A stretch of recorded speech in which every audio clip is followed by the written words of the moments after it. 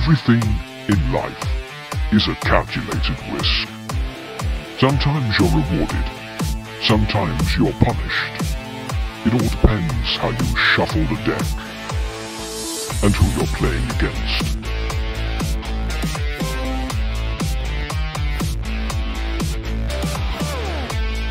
And while kings and queens are crowned, the next hand is ready to be dealt. We are Legion.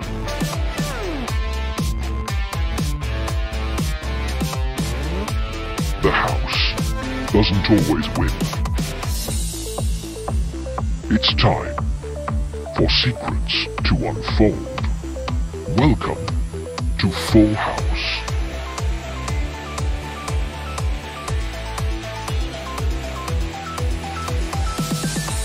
Welcome to Full House. This is your captain speaking with El Jefe, Moses Marquez, and we are joined by the debut of the mercenary, Chris Reid, and we are here to discuss every single twist and swerve in pro wrestling, including double predictions this week for King and Queen of the Ring. I almost said Mike, and Double or Nothing.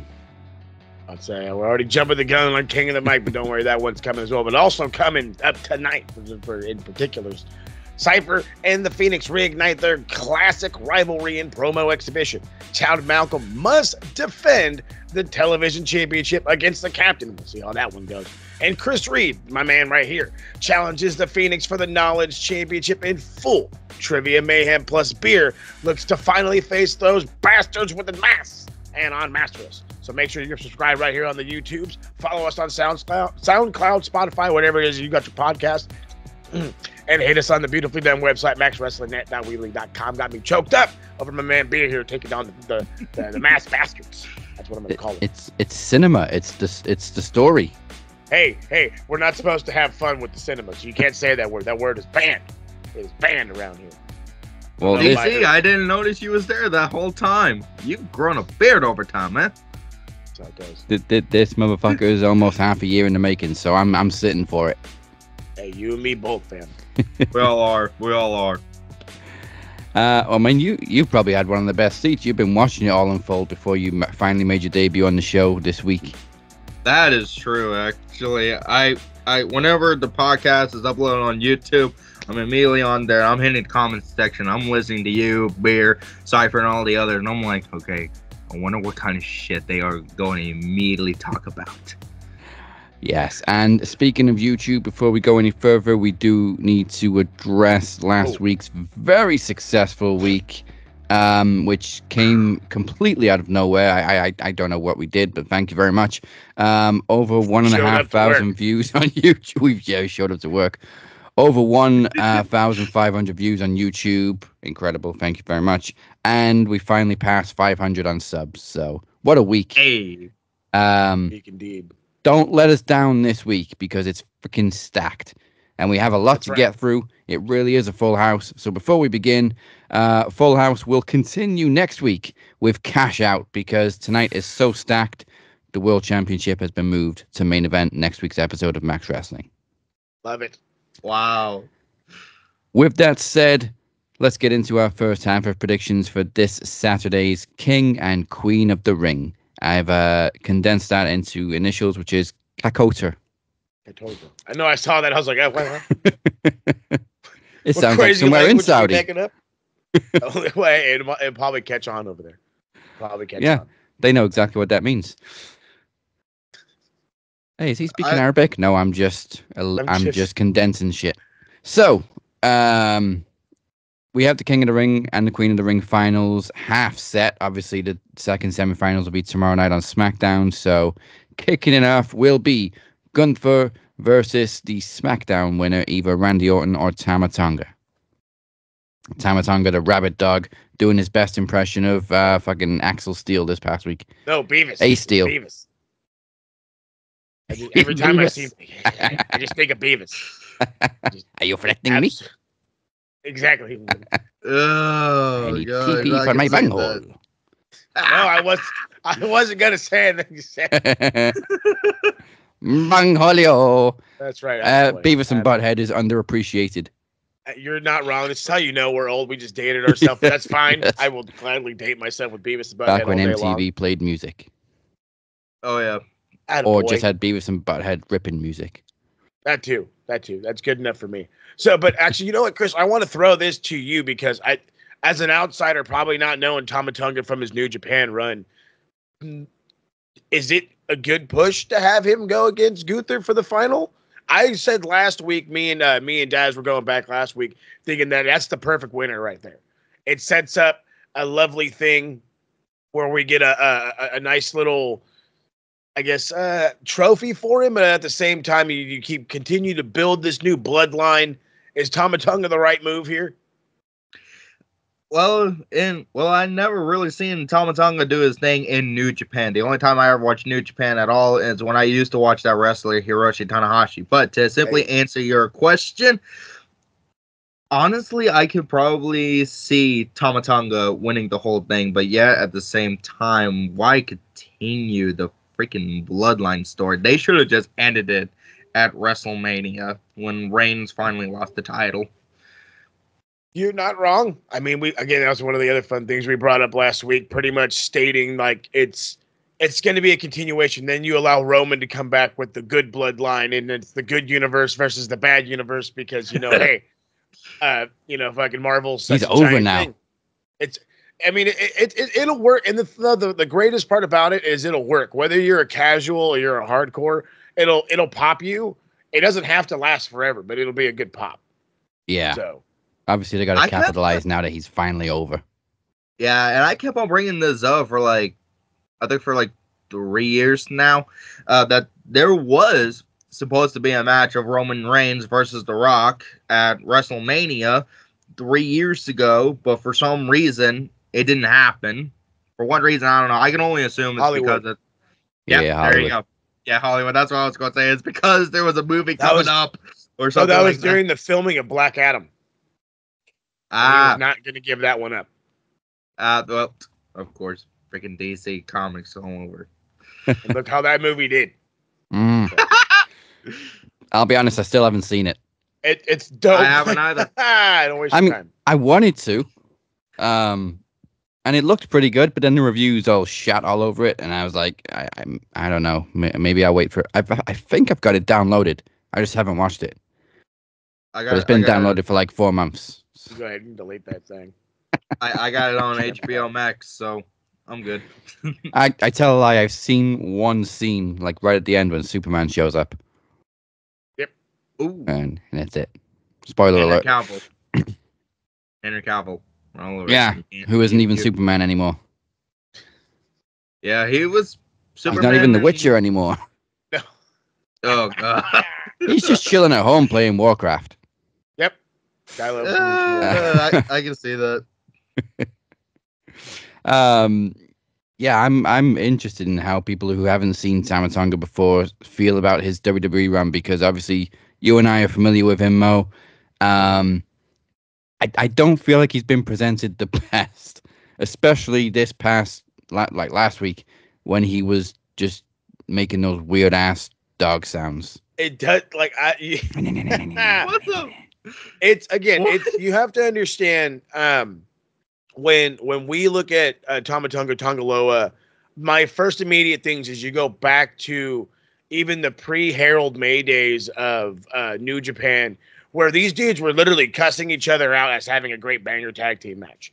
It's just what they were doing. It was a different style. It was a different way of getting the crowd into it. And at the same time, the Americans, in a way, they were like, hey, we can speak English. Hey, we're going to beat the shit out of each other. Fuck you. Fuck you. And it was just the greatest shit to go back and forth with each other. It was just awesome. Tama Tonga was the worst, by the way. Oh, the first time I saw GOD, I think Tonga Loa dropped about 25 F-bombs during the match, very audibly. And that was the first time we covered Wrestle Kingdom on the show immediately afterwards. And we were just in hysterics over the F-bomb count. It's great stuff. It was awesome stuff. But he can't be that guy here, obviously, for commercial reasons. Let's just go with that. Wait till Netflix. Hey, wait. You know what? Maybe. Just maybe. Yeah. But in reality, his newer run was more about a style, him trying to wrestle better, him getting a better wrestler. So I think he is like in a little bit of a limbo because he wants to show off he can wrestle because that's the new cool thing to do in WWE, no matter how much the E-Drones hate it. And there's also the whole, well, I want to have a persona. So I just don't do the Beavis thing again, and you'll be fine. I would have loved to have been at that creative meeting with Triple H. So we want you to behave like a rabid Wolverine. No, you can't do that. Rabid dog. Oh my God! Somebody in the background said, "Who said Wolverine?" Triple H. I just say Benoit. Somebody's already yelled Chris Benoit at Triple H at the fucking Slammies. Yep, I made a post about that actually, but I just simply said in the caption, "No, they didn't." I love his little smirk. So as far as the King of the Ring goes, if it had ended up as Tama versus Jay, as we thought it was going to last week, we said it was going to be Jay all the way. But even going up against Gunther, we also said if Jay wasn't added to this tournament late, Gunther would have been the number one pick right from the beginning. So as far as I'm concerned, he's now number one pick again. I mean, you're going. I think you. I want to give it to Tama, but you make an excellent argument because that was the whole thing that we kept saying that he was gonna cave in Jay's chest. He did. He went on, and now it's like, do you give it to Randy? Which, hey, cool. How many of these has he won? Let's keep that part in there. Or do you give it to the new guy? Which again, we were hoping was going to come off of a little bit of a feud. Yeah, you know what I mean, little animosity. But now there's nothing, and I mean nothing. Now we got no other way to trigger Jay joining the Bloodline feud unless they beat up Jimmy again when he comes back. When he comes back. Can say that. When's that going to be? Yeah. Well, I mean, Roman's probably due for SummerSlam, so a couple of months.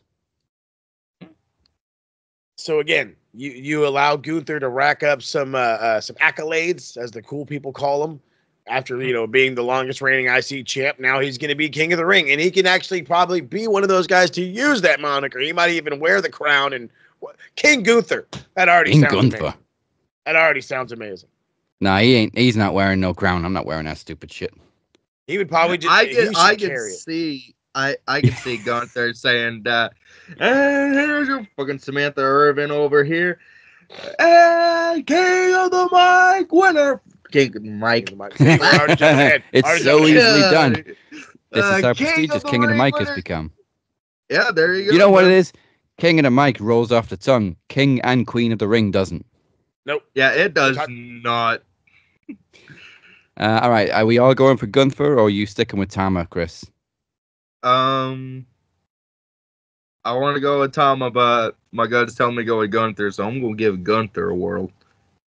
All right. Let's save the women's for now. Let's go triple threat for the IC title, seeing as we just talked about Gunther. Sami Zayn defending against Chad Gable and, randomly, Bronson Reed. Yeah. Let's just throw him in this feud for no reason. Back and all. Bronson Reed, irrelevant from this point on. It should have been Chad Gable versus Sami Zayn. Yeah, which maybe it will be if Bronson Reed takes the pin. I can see that actually. I mean, there's no point in having Bronson Reed in the feud if he had nothing to do with it in the first place. Yeah, unless Bronson's not really involved with anything. He's just there. I'm over here listening to the freaking choir. Hey, you're preaching, brother. You're preaching. Unless maybe what they're doing is that they're trying to get Bronson Reed to join Alpha Academy, probably replacing Otis with Bronson Reed. As a giant fan of Otis, I say, how dare you? I deserve that one. But hey, Otis is a four-time state wrestling champion, Division 2A. His grandma used to wrestle in the circus, for crying out loud. He is an American folk hero. He should have won it. He should have had a successful cash in and been world champion, but no. Yeah, don't forget Money in the Bank winner. Yeah, there you go. Freaking Money in the Bank winner over here got the opportunity to become world champion. Then they basically pulled an Edge. Sorry, Adam Copeland. I can't say that. He's no longer in WWE. Yeah, okay. Edge out of their ass and be like, no, we're just gonna give it to the Miz and make him a 2-time Grand Slam champion. Like the Miz needed another title. Yeah, got the girl in the end. Yeah, in all fairness, he cashed in for Mandy Rose, so. Hey. See, there you go. Consolation. Not as much as some of her other fans have cashed in, but that's a different story. Different story. Another story for another day, guys. So is okay. I'm not. So again, my highlight watch itself is not giving me the vibes that I wanted to give me. Is Chad looking like this is just his moment to win it back? I'm not seeing any, again, highlights here. I'm not seeing any momentum change. I'm not seeing the hungry Chad Gable prior to WrestleMania. So it's like, if they're just going to give him this belt right now, that'd kind of be a fucking waste. Yeah, I'd like to think if he takes the title off Sami Zayn, it's going to be one-on-one. Yeah. So I'm going to go with Sami to retain. Sami Zayn all the way. Unless we get a gigantic swerve for Bronson Reed, which I don't see coming. So maybe if this show was booked by Eric Bischoff. Oh, how dare you bring him up out there talking shit about AEW. Followed immediately by Tony. This is how you book a title change. Yep. Shut the fuck up. You booked a finger poke of doom. All right, let's get back to the Royal Tournament. Queen of the Ring, Lyra Valkyria will be facing either Nia Jax or Bianca Belair.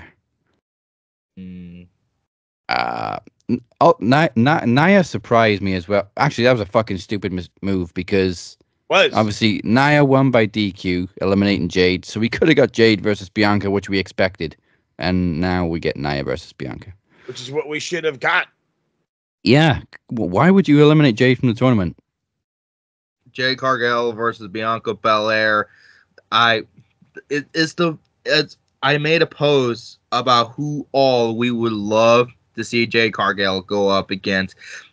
And I can name 3 of them right off the top of my head. One of them is Bianca Belair, Charlotte Flair, and Becky Lynch. I can see her going up against those 3.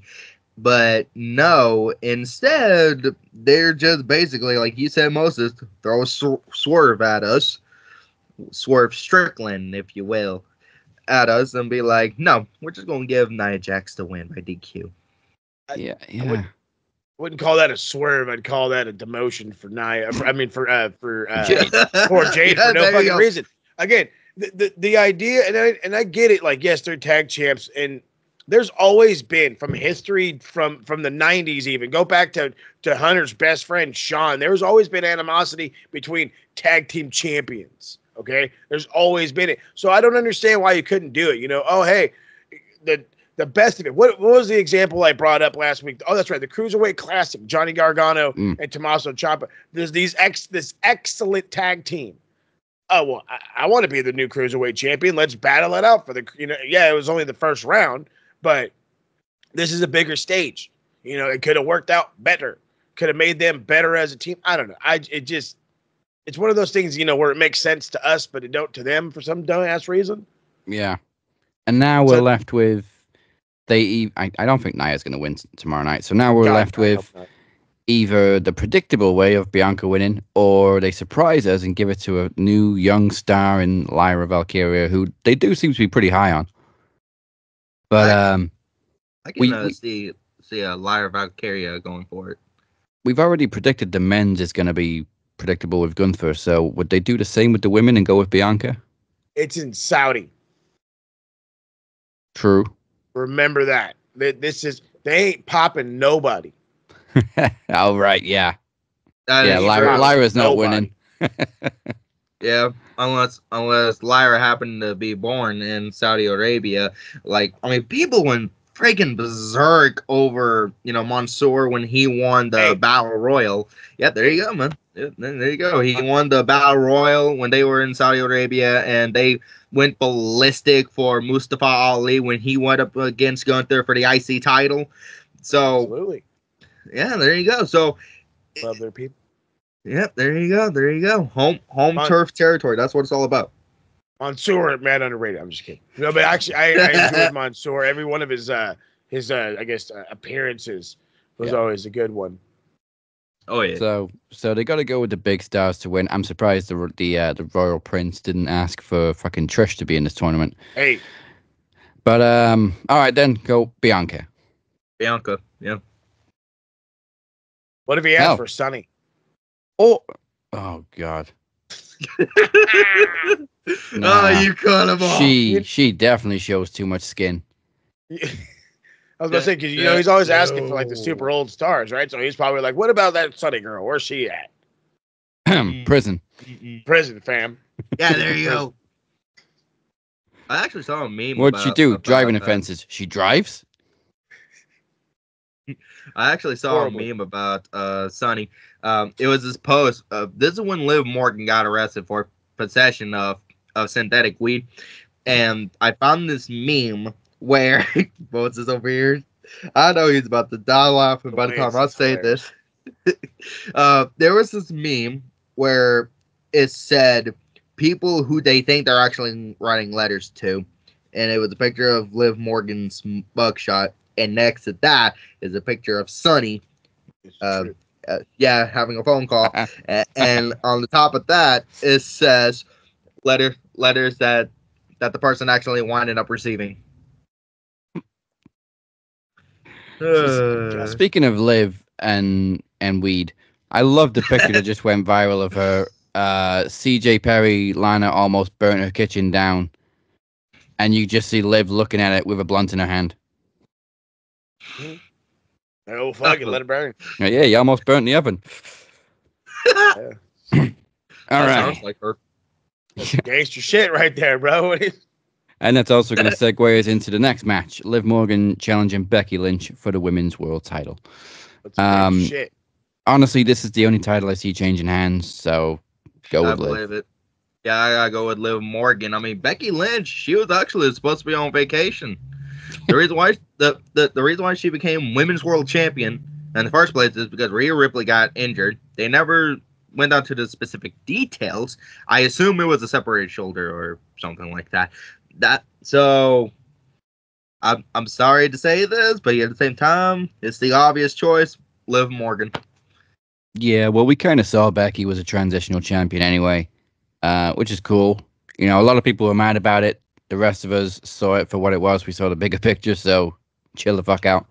Yep. Yeah, there you go. If it's not Liv now, then you got to stretch it out till SummerSlam, which I don't see. SummerSlam's too far out. Yeah. It's just too far out. Way too far. I mean, like I said, it's not this one. Yeah, it's not to pop nobody, but this one's we see coming. We see it coming. I see. There you go. Okay, that brings us to the main events, probably. It's got to be the main event. Cody Rhodes. It was title for title. Now it's just for the undisputed title because whatever they retracted it. Agreed. Cody Rhodes defending against Logan Paul. Boo. I don't know why they took away the US title bit on the line too. Maybe they thought. I don't know what they thought, but now it seems more predictable that Cody's obviously going to win. But I thought he was going to win anyway. Well, okay. So let's be honest for a second. Let's stop. Let's pump the brakes. Let's just say they did keep it title for title, and Cody did win. Yeah. What's the worst that's going to happen? You have a rematch at SummerSlam? Yeah. Or just the US title? Or even a triple threat. Cody doesn't get pinned. But that would have been great for him. Undisputed champion. US Seth did it. And Cody's like all-American hero, so. Cody is the all-American hero.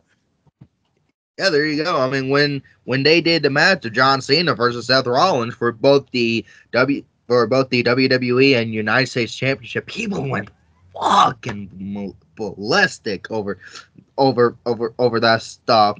I mean, I have the best 25, the best pay-per-view matches of 2015 3-disc set, and one of those matches on there was John Cena versus Seth Rollins, and it's understandable. There you go, Daz. Thank you very much for proving my point on that statement. If they would have, well, let's be honest here, Cody Rhodes versus Logan Paul, it would have been a banger regardless, but it would have been, yep, there you go. It still would have, I wish it was title for title, just to simply put it. This is how I think they should have done it. They should have made it title for title, put the U.S. title on Cody Rhodes. Yep. Have a rematch for the U.S. title at SummerSlam, put it back on Paul, and there you go. That's it.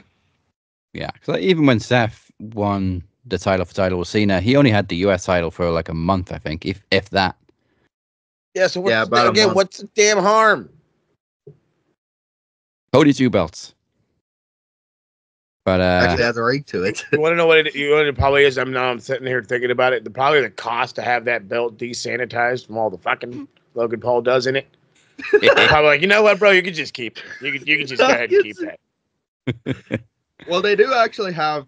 Well, in WWE, they actually make 3 copies of the same championship for a lot of reasons. One of those reasons is because if they happen to lose one of them, they just simply have a backup. They use one for photo shoots. They use one for interviews when they appear on TV. They go to live events and so on and so on and so on. So knowing WWE, they'll just simply let Logan Paul keep the one that he's been doing God knows what with in the shower, and they'll just simply give Cody one of the other ones and just be like, there you go. Yeah, this one's actually clean, mate. Unlike TNA, when Magnus and AJ were both world champion, and it just gave AJ a replica, which looked nothing like the original belts. Oh, you cannot copy the original. I don't care who you are. You cannot copy the original design of anything. The replicas were chunkier and heavier, because I had one and I sold it. But they were chunkier, they were heavier, and you could tell that it was thicker than the actual belt that Magnus had. But just doing not the same as it. No. Yeah, there you go. We got dual champions, but those belts look different. Anyway, I'm guessing that's a full house for Cody. Logan's not winning. Sorry, Logan, you're not winning the undisputed title from Cody. Sorry, you're Brad. you're a good athlete and all, but I gotta go with Cody Rhodes. Easy money, Cody Rhodes all day long. There you go, Mo. And that is all of King and Queen of the Ring predictions done. We don't normally predict Saudi shows, but they've become more relevant last couple of years. They actually have, and so it might as well at least get with the with the times as they speak. Speaking of times, it's time for our first match of the night. The originally booked by Anon Mascaras, putting 2 Dragon Club members against each other for the captain interfered at Promo Mania, stopping the whole gimmick and gimmick. So now Travis the coach, I almost called him the you-know-whatter. Travis the coach Anderson was then pulled from this match for some unknown reasons, and now it's the captain challenging Chad Malcolm for the television championship.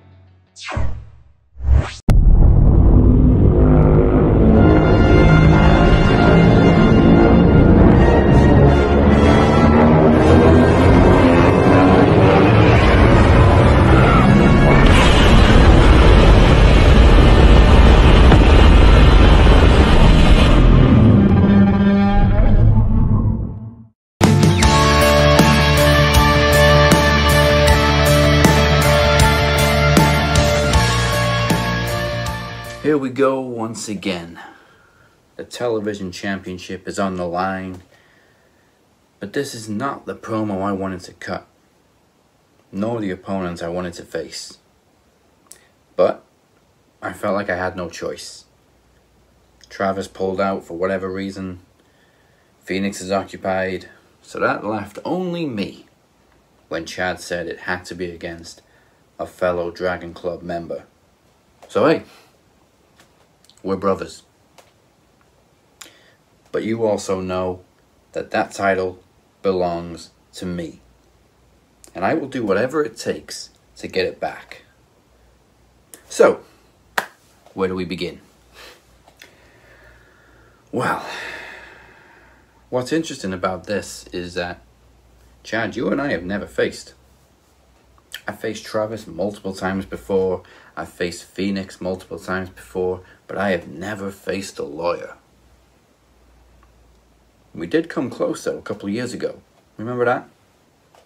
You led the invasion of bold predictions, and it lasted about as long as this promo of yours is probably going to last. You are the lawyer, and you have gotten me out of some sticky situations. But this is one situation where you find yourself stickier than a Kardashian sex tape. You have to defend the television championship against me. Well, you know what? I'm glad. Because I busted my ass off last year trying to make that championship mean something. And ever since, it's become a mockery. Travis won it from me. Moses cashed in. We didn't even know if that was legal. We had to get you involved. Then you won it, and let's be honest, the most ludicrous way possible. Then you have your first title defense set up against Travis, and already we're changing that up. That championship that you're holding has not been taken seriously since it was taken from me at Podcast Promo Rumble. I made it relevant.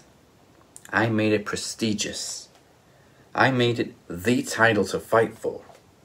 Hell, Chris came after me twice for it. And even after I lost it, he still came after me because he had to prove to himself that he could. But you see, that's what the TV title should be about. People proving themselves worthy of holding a championship. Not fun and games. Not loopholes and fantasy land. Hell, I'm starting to sound like Crimmins. But that's what the TV title's all about. Just cut a fucking promo. Now I'm sure people are probably tired of Dragon Club versus Dragon Club. We're supposed to be a team, a family, and somehow we keep ending up against each other. And I find it so bizarre, really, when we're the only faction still standing. The MDO is about to write their final chapter. By the end of the night, it will be Dragon Club standing tall after a year and a half. Because all that's left of the MDO is Teddy and Moses, neither of which were the original two. They've already gone. And only one of them can walk away as world champion tonight. And you guys should count yourselves lucky that I haven't set my sights on the world championship for a year and a half. But part of me is hoping that Teddy wins tonight.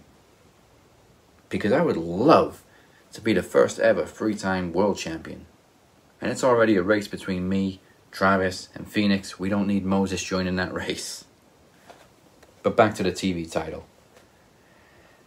Because I would sacrifice all of that. I would sacrifice becoming world champion again if it meant that I became TV champion forever.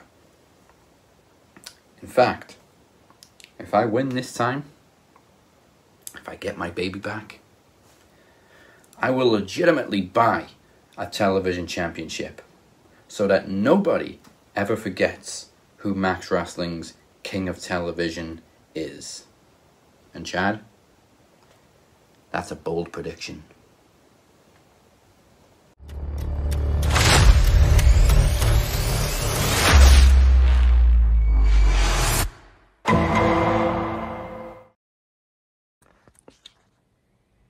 So longest promo wins unless someone goes over 3 minutes of the other person.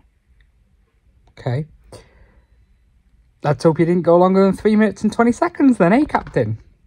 Kaboom! You've been lawyered.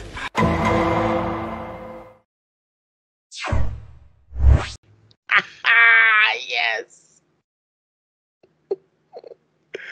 He's going down with laughter. The true Liverpool fashion. Oh God, Arnie Slot, here they come.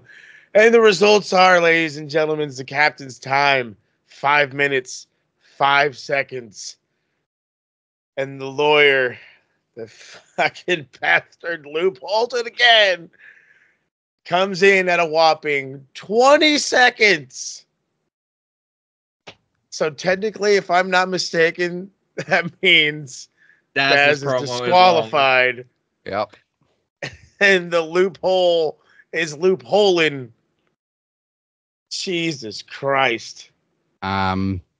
Disqualified for going 5 minutes. 1 minute 55 seconds over.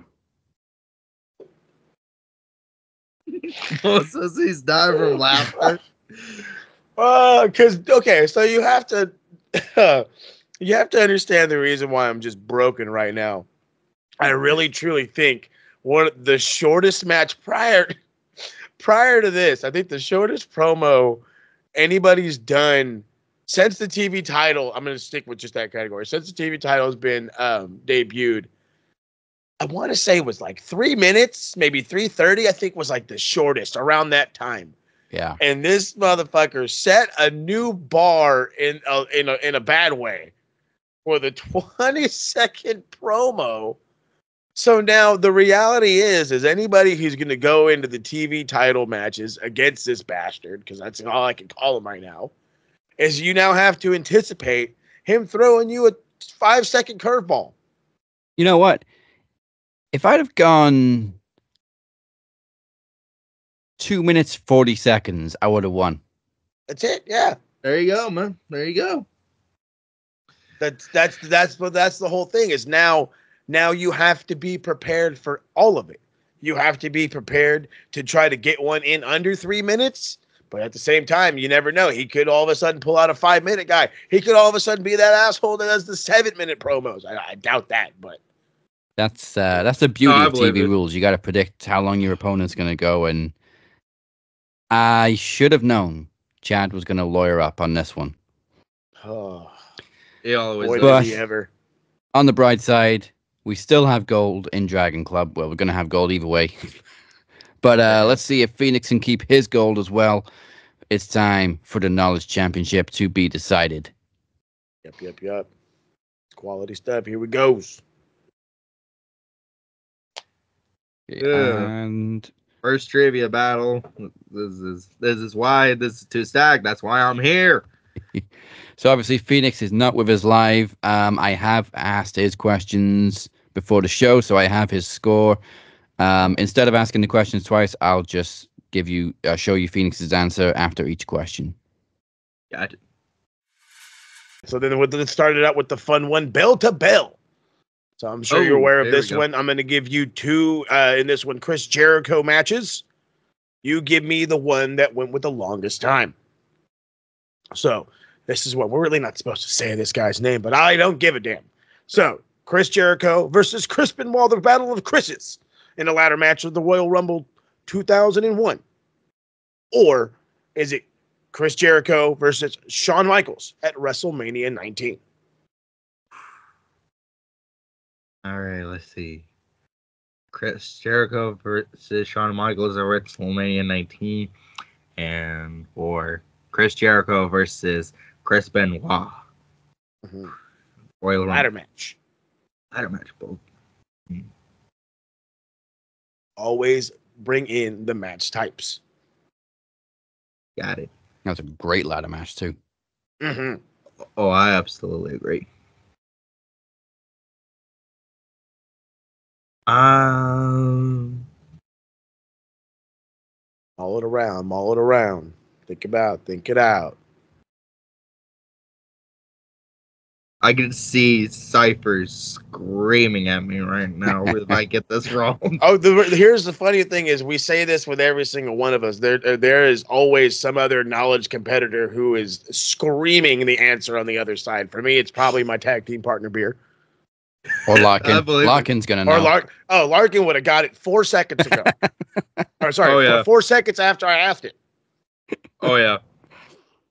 I may give him crap for calling him the Ryback of Max Wrestling, but if it helps him out, by the time he's gone from Max Wrestling, he's going to be known as the guy who held on to the Knowledge title for over 600 days.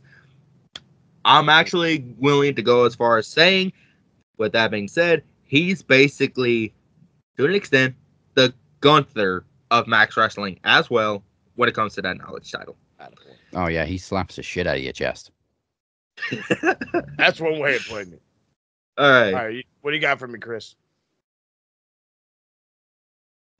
I'm going to go. Chris's, or is it WrestleMania? I got to go with WrestleMania 19, Chris Jericho versus Shawn Michaels. All right, let's check the times then. Chris Benoit versus Chris Jericho, ladder match, Royal Rumble 2001, 18 minutes, 43 seconds. Wow. Jericho versus Shawn Michaels, WrestleMania 19, 22:35. That's 1 point for Chris. Let's go. Yes. And now, Watches. But I think I'm gonna go with Shawn Michaels at WrestleMania 19. That was 22 minutes 35 seconds. Jericho Benoit was 18 minutes 43 seconds. 1 point. round two. This was a good one. I'm glad we brought this one up. Mystery Superstar. One guess to identify each clue. So you get one. I give you a clue. You can give me a guess. I got 5 of them. Let's see how you do. All right, let's So, go. formerly wrestled as Avatar, 5-Star Ninja, and Leaf Cassidy. These are former ring names. Should also say, too, if you get it on the first clue, you get 5 points. Points drop for each clue. Thank you for that one. So they go Ooh. 5, 4, 3, 2s, and We don't 1. normally do that, but I just added it for this one. Hey, how you doing? So I gotta make that first count. I gotta make If that you first can. count. Yeah, if I can. Leaf Cassidy. Why does Orange Cassidy immediately pop in my head? The Cassidy name. There you go. I know But you Trav understand- knows this answer. At least he should. Yeah, I can see Travis screaming at me at this one. As a matter of You fact, got I a think guess for me? I'm You can gonna always hate my. pass.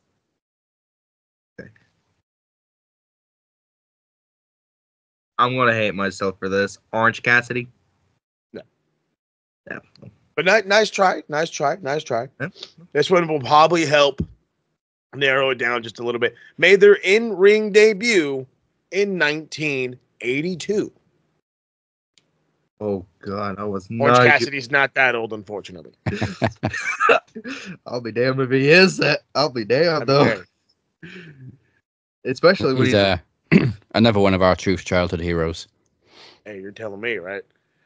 Okay, so to Okay. go to your two clues right now, give me a guess if you got it. So again, formerly wrestled as Avatar, 5-Star Ninja, and Leaf Cassidy, and debuted in 1982. in 1982 he debuted. Mm-hmm.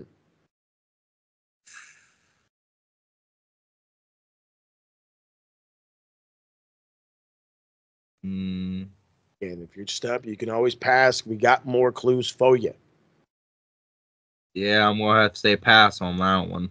That's fine, no big deal. All right, let's see if you can do this one for 3 points.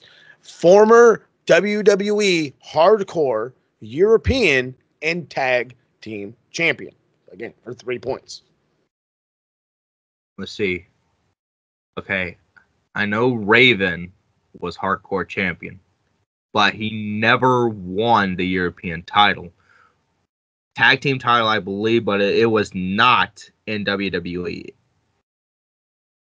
Oh, he was for sure WCW Tag Team Champion. That's what I thought. Perry Saturn, he was both European and hardcore champion, but he was also tag team champion. But again, it was not in WWE. It was in it was either WCW or ECW, one of the two. I want to say WCW. Yeah.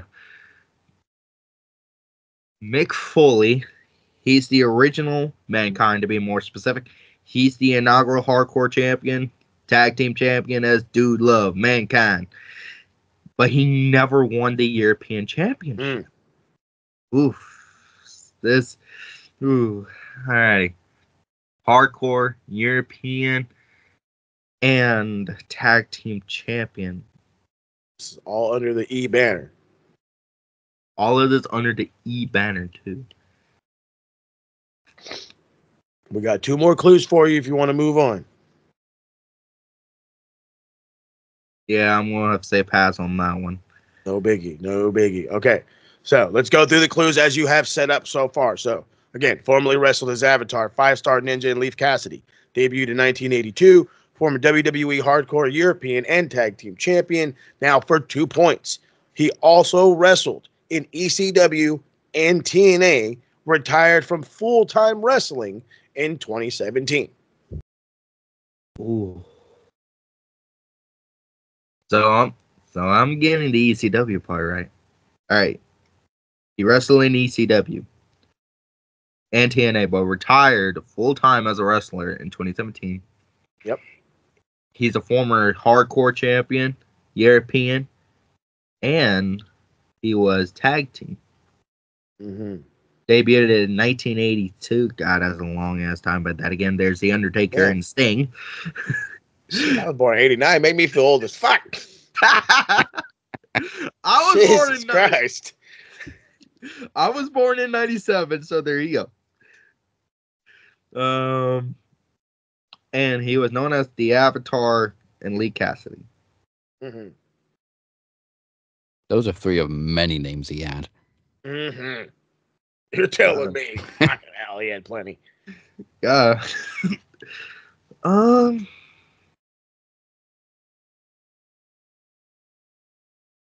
might as well take say a stab at it. Oh, take a stab at it. Okay, I'm take a stab at it. Just take a stab at it. Come on, get a guess off your chest. I think that's been your problem right now. You haven't narrowed nothing down. You haven't given me no guesses. You're just passing. Throw a name out there. Rikishi. I don't think Rikishi was an ECW like that, but no, not Rikishi. All right, so let's go through your final one. Let's rock through them all one more time again. Avatar, 5-star Ninja, Leaf Cassidy, debuted in 82. Former hardcore European Tag Team Champion, also wrestled in ECW, TNA, retired in 2017. And your last clue for 1 point, currently part owner of OVW since 2018.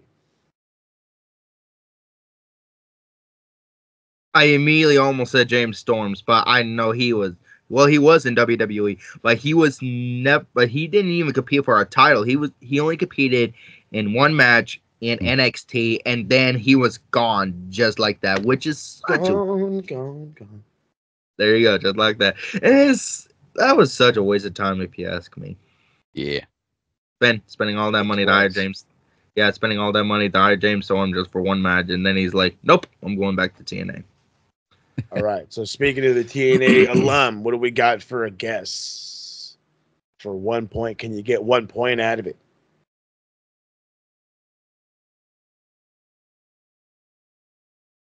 Rob Van Dam. It's not Rob Van Dam, unfortunately. The answer is Al Snow. And if your boy would have got this one, I would have got all 5 points because Leaf Cassidy and goddamn, what's homeboy's that fucking I wanted to call him Rick Martel. No, Marty Jannetty. That New dude. Rockers. Oh yeah. Yeah. See, come on, baby. Got to remember the retro days. So it's okay. No point for this one. But how did Feeney do? And tag team champion. Al Snow. And with still 2 clues to go, it is Al Snow, so you get 3 points out of a possible 5. That puts you on 4. Oh. James Storm was actually a former OVW world champion recently. Hey, there you go, man. All right. So 4-1 to Chris. So Chris, time to make a comeback. Round 3 is title sequence. So what goes down is I give you a number of champions. You tell me who came after this champion. And this one's going to be for the ECW World Championship. Now, I'm going to say it like this. This is the new ECW. Don't think hardcore. Think WWE ECW. No. You're welcome for that clue right there. That redheaded All right. stepchild. Here is the lovely title sequence. We start with Matt Hardy, Jack Swagger, Christian, then this man. Ezekiel Jackson. Ezekiel Jackson is not right. It's Tommy Dreamer is the man we're looking for. Tommy Dreamer. The only person to hold both versions of the ECW world title. Ezekiel Jackson immediately popped in my head because he was the last guy who won that title on the last episode of ECW. That's why he immediately popped in my head. Yeah, it was Tommy Dreamer, and I think Christian won it back from Dreamer, but then dropped it to Ezekiel. Sounds about right. Yeah, it is. All right, so how did we do on that one on the beer side, or on the Feeney side, not beer side, on the Feeney side? Matt Hardy, Thingy, Christian, Tommy Dreamer. It was Tommy Dreamer, and then I think he dropped it back to Christian. But anyway, that puts you on 5 points. Round 4 is Name the Card. Now or never. Round 4 is Name the Card. And if I'm not mistaken, do I give him the round? Am I giving him match by match or the whole thing? Yeah, match by match. And again, the earlier you guess it, the more points you get. There's 8 matches, so 8 points available. Ooh.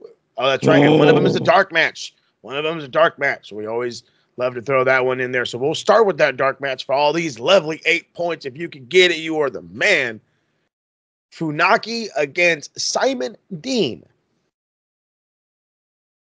Remember, you're trying to name the pay-per-view. I need the pay-per-view name and the year. This match was so dark, I don't even have a time for it. Hey. I believe that. Lives up to the name. Okay. Funaki was in WWE, not only as a wrestler, but he was also as the quote-unquote SmackDown's #1 commentator during the Ruthless Aggression era.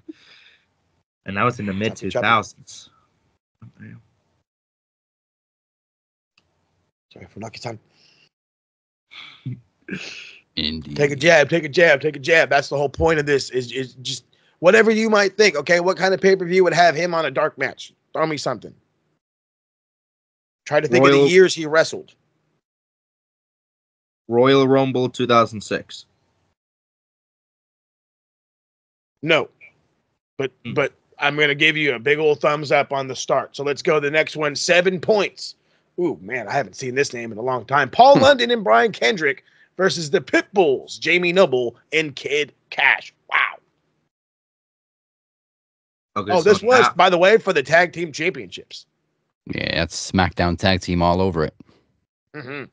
So this is a SmackDown pay-per-view event. Oh, I forgot they split the blind pay-per-views back then. Good job. Hey, great analysis. Hey, there you go. When you have literally years of wrestling DVDs at your disposal, magazines, and this little thing called WWE Classics on Demand before it was replaced by the WWE Network, which is still available, just not in the US. Damn it. And you got Peacock. You are going to start picking up a few things left and right. All right. So, all right. London, Brian Kendrick against the Pitbulls for the tag team championships. Give me the pay-per-view name and year for 7 points. Armageddon 2005. Getting a little colder, still not right, but you're on the track. You're on the track. All right, let's go for 6 points for the United States Championship. Oh my God, a banger already. Finley versus William Regal. They both love to fight. That is facts. And if you've seen him in WCW, they'll fight in a parking lot. That actually happened at WCW. Early WCW. The 96. That was the early days of WCW before Eric Bischoff showed up. Oh, no, he was there. He just wasn't in charge of shit. Yeah. Should have kept it that way. It wasn't until he became a fucking face on the fucking cameras and like, oh hey, you're a good looking guy. I don't give a fuck. Couldn't run shit anyway. I mean, hey, more power to Eric Bischoff. He kicked WWE's ass for 84 weeks in a row during the Hulk ratings. Hogan, So. Scott Hall, and Kevin Nash did that. Anyway, There Finley you go. versus William Regal for the United States Championship. Paul London and Brian Kendrick versus the Pitbulls for the Tag Team Championship. And the dark match, Funaki versus Simon Dean. What's the pay-per-view name and year? Judgment Day, 2007. You're in the right era. I'm going to tell Okay. you that. But you were that's not the right pay-per-view name. But you're good God Almighty. If you can get on it, you can get on it. All right. So somewhere we're in dropping between down. the last three. Mhm. So it's either 2008, 2009, or 2004. Because that's when. That's that error. Suge. You're right there. So maybe this will help clarify that error. So Gregory Helms. It's not the other guy. Gregory Helms versus Matt Hardy in a singles match. I think the next match might help even more. Oh, All right. it's definitely gonna help. All right, I'm gonna If give not that one, the women's and why. the women's and why. All right. I am gonna say No Mercy 2004. You're bobbing, but you're getting there. You're bobbing, but you're getting there. Okay. This is one again. This should probably help solidify it just a little bit. The Undertaker versus the Big Show in a Punjabi prison match. What was it? Yep.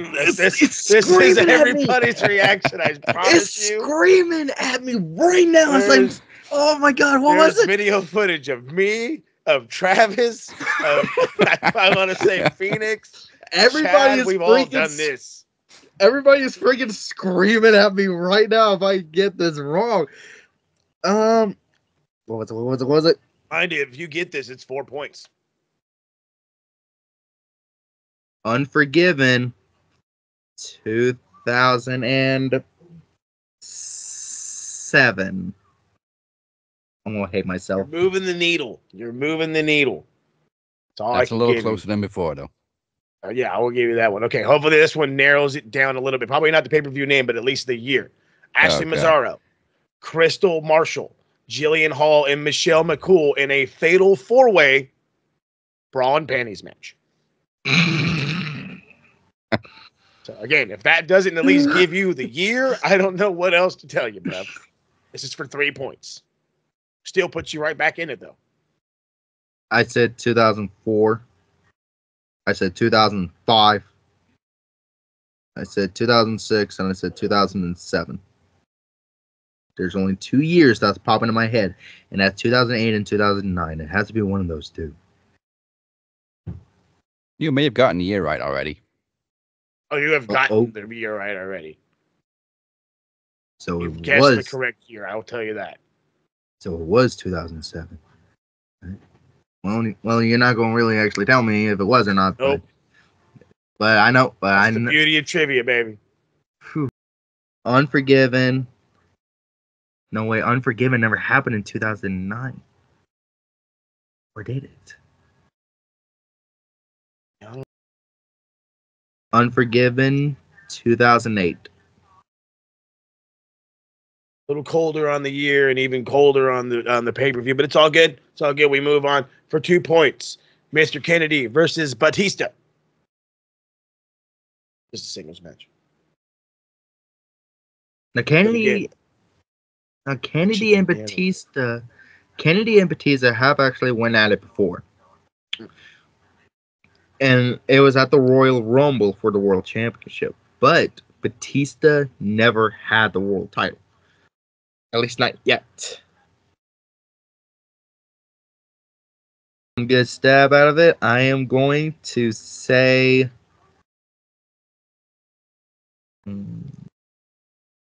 No Way Out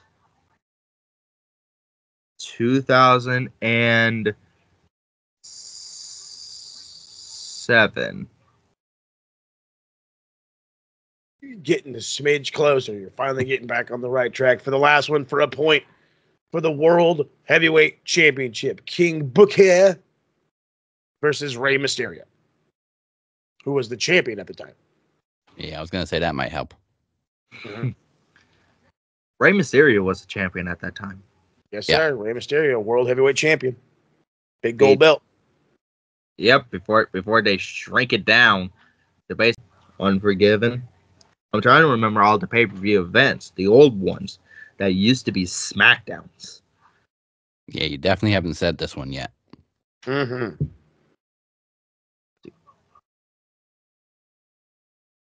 The Great American Bash is screaming at me right now. But the Punjabi prison match never happened at the Great American Bash. All right. The Great American Bash. No Way Out. No Mercy. Unforgiven. Armageddon. Judgment Day was actually a SmackDown pay-per-view event at one point. And this is when John Cena had to introduce that spinner version of the WWE title, and everybody had to. Yes, it was glorious. He had to do it. Yeah, everybody bashed it so much because of just how bad the design looked. Mm-hmm.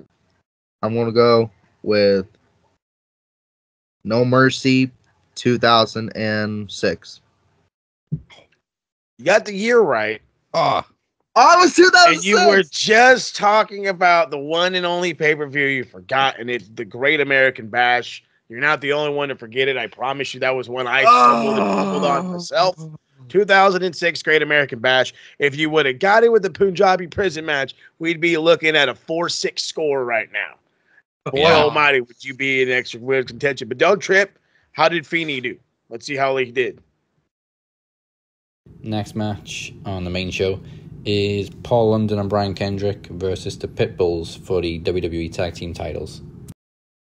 Oh shit, I know this. I remember. Great American Bash 2006. Okay, the rest of the show was Finlay versus William Regal for the US title, Gregory Helms versus Matt Hardy, Undertaker versus Big Show in a Punjabi prison, Ashley Mazzaro versus Crystal versus Jillian and Michelle McCool in a fatal four-way bra and panties match, Mr. Kennedy versus Batista, and King Booker versus Rey Mysterio for the World Heavyweight title. It was, of course, the Great American Bash 2006. You got it on the second match out of 8. That gives you 7 points and puts you on a grand total of 12. And the final round is 5 or die. I got annihilated. Yeah, this is when King Booker became World Heavyweight Champion after winning King of the Ring. Hey, okay, they really need to do that with this year's King and Queen of the Ring. I talked about it 2 weeks ago. You ain't lying. Tell them to make the gimmick happen. So, hey, you know what? It happens, bro. We sometimes get trapped in the trivia world, but it's best to go out strong. So let's finish up with the best round of all. 5 or die. Give you 5 simple questions. You give me an answer. Let's see if we can rack up 5 points on your way up out of here. But you're also on a clock for 5 minutes for all 5 questions. Hey, sure, no extra pressure. All right, here we go. This is why we call it 5 or die. But try to think fast. If you get stumped, you can pass it. We'll go back to it. When the time is up, you will hear this. Didn't hear shit. Oh, really? Maybe the mic doesn't like Braun Strowman. Okay, so Braun Strowman screaming. Got it. Hear it that time? No, sir. Okay, the mic does not like the... How weird's that? You can hear me, but not... Okay. You want to know what it is? It's Skype does a cool background noise thing. Oh, yeah, I know what you're talking about. Yeah, but that's like a douche yelling. Skype has... I will let you know at each minute then when the time is running out. Got it. Appreciate you. All right. So let's go ahead and let's get the time started as soon as I finish this question. How many times did Stone Cold Steve Austin win the WWE title on an episode of Monday Night Raw? Oof. Once. 3 times. Question number 2. Who did Booker T defeat in the 2006 King of the Ring final to become King Booker? King Booker. He defeated Chris Benoit. Bobby Lashley. All right. Question number 3. Both MVP and Samoa Joe have featured tributes to which legendary movie character in their entrance music? MVP. MVP, I'm going to say The Punisher. Samoa Joe. They use the same one, so think of one that's the same one. Legendary movie character. Mm-hmm. Oh, legendary. Terminator? Godzilla. Of course. All right. Question number 4. Carlito faced a member of which faction at 3 consecutive Unforgiven pay-per-views?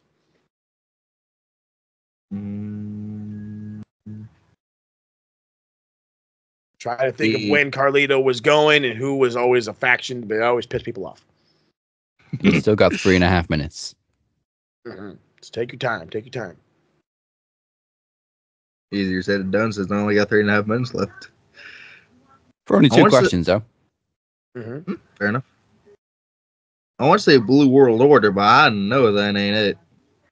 They were more of a jobber faction than anything else. I'm trying to think of the most well-known factions, most well-known. But yet it's the one that everybody hated. That's the reason why they're the most well-known. Mm-hmm. It's not full-blooded Italian. Hey. This was certainly way after Evolution was gone. That's for certain.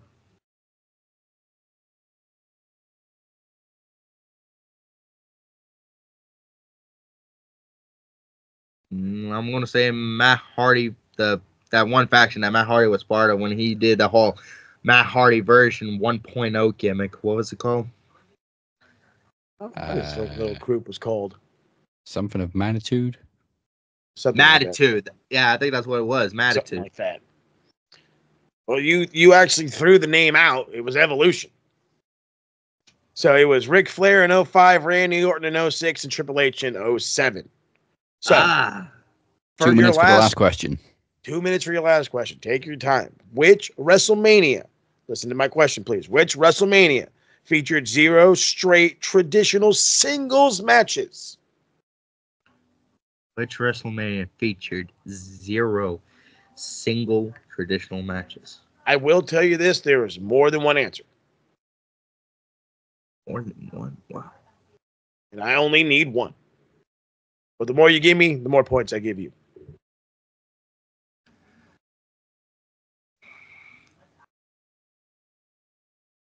All right, let's see.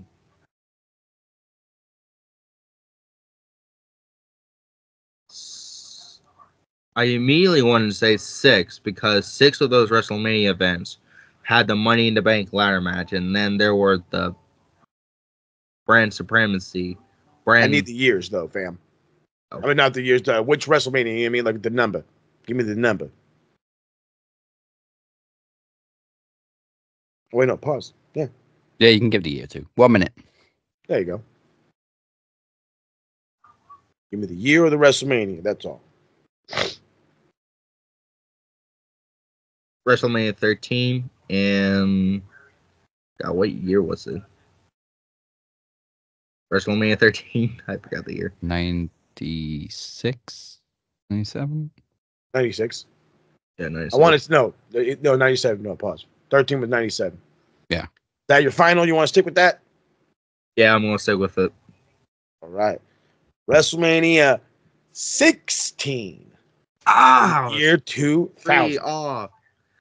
I was 3 off. Literally, the only singles match on the show was a cat fight. Hey, that's not with Val Venus as a special referee. That's not even a match at all, man. As he should be. So do not be discouraged. It happens. We get trumped in this trivia game. I think there's people that have gone Owen. At least you've gotten points on the board. So don't take what you can. prepare yourself for another one, and yeah, take it on the chin, bro. It happens. I've lost fucking knowledge championship in the pressure moments. And Phoenix is upper echelon. That's why he's a 6-time champion. How did he do on that 5 or die, by the way? Question 1 out of the final 5. How many times did Stone Cold Steve Austin win the WWE Championship on an episode of Raw? Twice, I think. 3 times against Kane, Undertaker, and Kurt Angle. Question 2. Who did Booker T defeat in the 2006 King of the Ring final? I think that was Bobby Lashley. Yes, that was Bobby Lashley. That puts you on 13. Question 3. Both MVP and Samoa Joe have featured tributes to which legendary movie character in their entrance music? That one I'm going to have to pass on. I got no clue. Gonna kick yourself. It was Godzilla. Hence, which legendary movie character? But next question. Carlito faced a member of which faction at 3 consecutive Unforgiven pay-per-views? Oh, okay.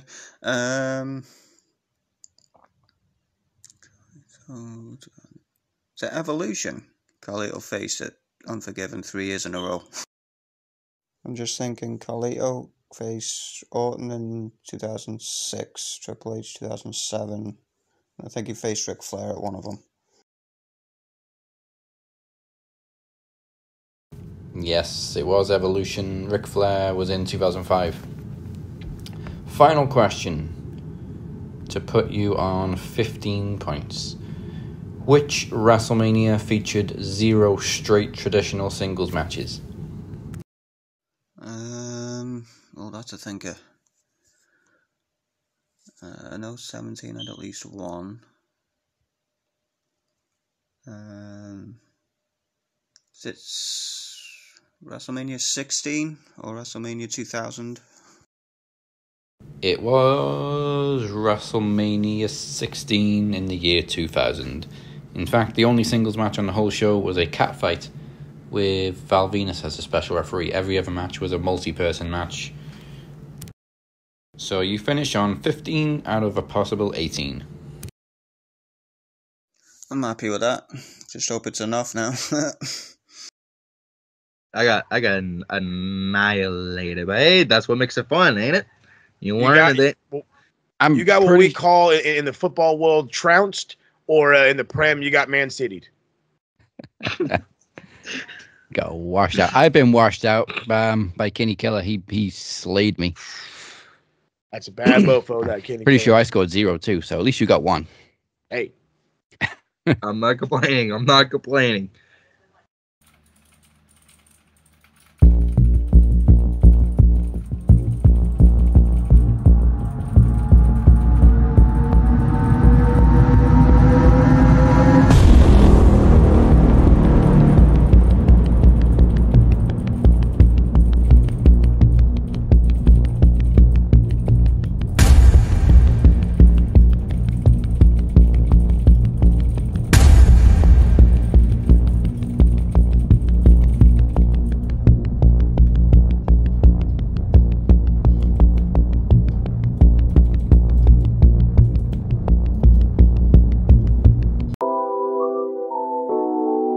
People get the wrong impression about Max Wrestling Podcast. We're a non-violent form of entertainment.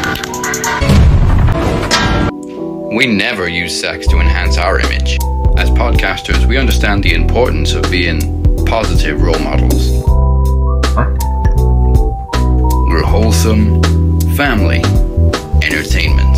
You son of a bitch! A 40-year-old fucking virgin. Oh, you fucking did.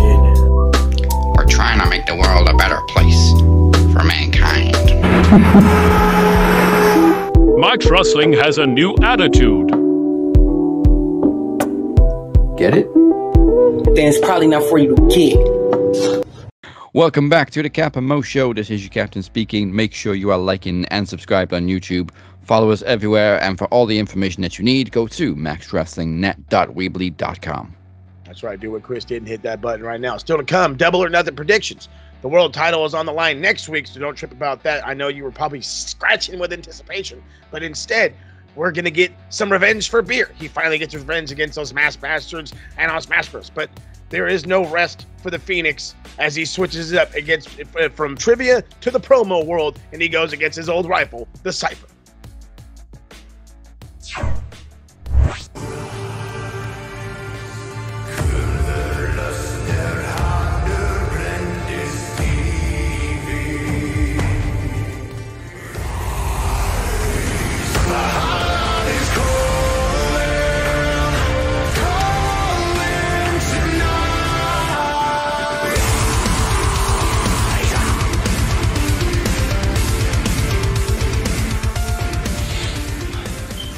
Here we are again. Cypher, you and I have done this dance before, so you should see how it's going to end, right? Oh, I guess you won't. My bad. So I'll just tell you. You have never beaten me in promo competition before, and you never will. And no, I didn't just call you out to rub it in your face either.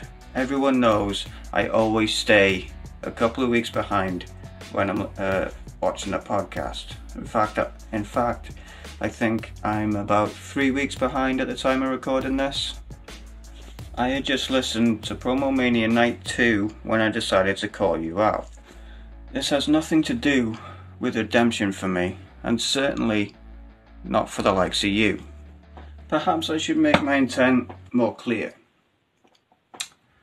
This is a grudge match. Did you really think I was just going to forget that you turned your back on the jury? Well, if you did, you'd be right. I completely forgot. That was until I saw your message to Travis at Promo Mania. Corey, you need to understand something. Travis is not your brother. Not anymore. He took the oath. He performed the ritual. He is now a dragon. I may not agree with it. I still may not trust him completely. However, what family doesn't fight every now and then? Hell, later on tonight we're going to see Dragon versus Dragon for the TV Championship. That's what dragons do. We fight until we're black and blue and soaking in each other's blood. Then we get up, have a pint, and laugh about it afterwards. The difference is, Cypher, is that you are not a dragon. Trying to drive a wedge between Travis and the club? Did you really think there were going to be no repercussions? You're lucky I don't call Travis right now and tell him to slap your face so damn hard it makes your eyes work again. Oh yeah! Midnight Raider, a mastermind persuader, dictator, deflator, just a ghost like vapor. Harry Potter cloak, disappearing like smoke. Independent when I vote, only hanging with the woke. Like, oh shit, man, where should we go? Maybe toward the mountains, yep, call me Banjo. That's my kind of people, man, from the fucking hills. Cause they do not play games, they don't try to fake real. That's what this nation needs, little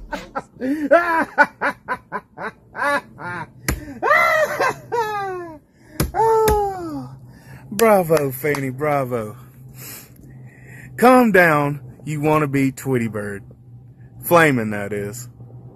Have you ever stopped to think about that maybe, just maybe, this is exactly what I wanted? I mean, think about it. Last year, Travis walked away from Max, right? To better himself. And he was making tremendous progress.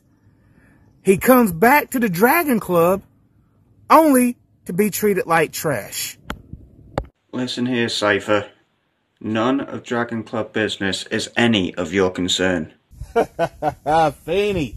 Fanny! Don't you understand? Dragon Club business is my business. Oh yeah? And how'd you figure? Listen, Fanny. I could give less of a shit if Travis turned his back on Dragon Club. Anon. I am the one that sent Anon that message. because I knew it would ruffle your feathers, bird boy. And I knew if I interfered in Dragon Club business, you would come flying. And at Promo Mania, win, lose, or draw, I gotta squash you. I gotta take you out. Because, see, Feeny, you're the one I've never beaten. And for me to reach the next level of my evolution, I gotta go through you. Besides, I thought I had a little fun with it, you know. Both the jury and the MDO both died by these same very hands. So I started thinking to myself, you know, if Randy Orton could be the legend killer of WWE, then why can't Cypher be the faction killer of Max Wrestling? Seems to me you've let that crown go to your head. You didn't end anything. Hell, you didn't even put an end to the Kingpin like you claimed. The jury never ended. It evolved into something far greater than just a faction. It's a club full of the top tier world champions that Max Wrestling has ever produced. We were all far greater and more dominant world champions than you could ever have dreamt to be. You didn't lose the world championship due to the power of the Blackheart magic. You lost because you are simply weak-minded and never stood a chance against Teddy P to begin with. I'll admit you got balls, that's for sure. Yet you lack the nerve, you lack the stomach, you lack the soul to slay a dragon. So perhaps we should teach you a lesson and make an example out of you. You better watch your mouth, motherfucker. You better recognize who you're talking to. I am a multi-max champion. I am a Lionheart, and also I am the Max Kingpin. What was once your domain is now my fucking kingdom.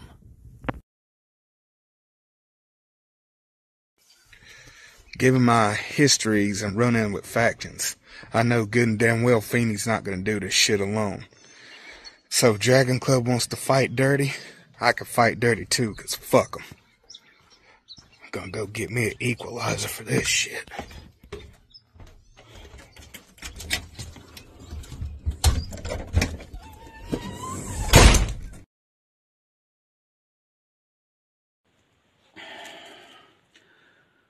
Hey pal, time to handle club business.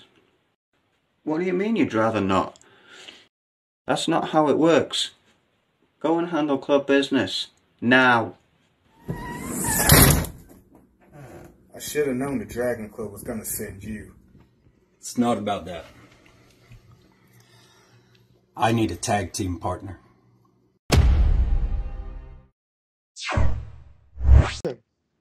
He wants a partner. He wants a partner? He wants a partner? Okay, motherfucker. He's a coach now. Now he's a coach, partner coach. You can't trust this Travis Bad. You can't trust these North Carolinians. Yeah, I said it. Yeah, we got some talking to do. Then I'm glad I said that Bronson Reed is going to replace Otis. All right, let's get into double or nothing predictions because we have 10 mother-freaking matches. Tony! Oh, Tony, God. Tony? Tony, I mean, I get it's a 3-day weekend, Tony, and I plan to enjoy myself and indulge in a little bit of beverages. But come on, bro. This is ridiculous. Get through these as quickly as we can then. And I have not seen last night's Dynamite, so that should save us a little bit of time. Jeez Louise. Let's kick it off with you know what? Actually, fuck, I'm just gonna go in the order of the Wikipedia list. So let's just go from top to bottom. Roderick Strong defending the international title against Will Ospreay. So real quick, since you didn't watch Dynamite, I'll give you the long and short of it. If we go by the E dynamic, whoever gets the beatdown in the go home show ends up losing. Mm-hmm. And Roddy did a beatdown, bloodied up Will with I want us to just beat him up outside. He showed up bloody, So I say give it to Will right now. You want to crown a hot commodity? Will Ospreay is that hot commodity. Give him the international championship, and we'll be fine. I was gonna say Ospreay anyway before I knew about the beatdown. Will Ospreay. Also, him winning the international title means he doesn't have to go for the world title against Swerve in Wembley in a couple of months, which I think would be bad for Swerve because that would cut his title reign short because Ospreay has to win in the UK. So we kept saying that it would be bad for kind of both of them because it's a have to win for him. So yeah, so give him another year or so. Maybe next year's All In.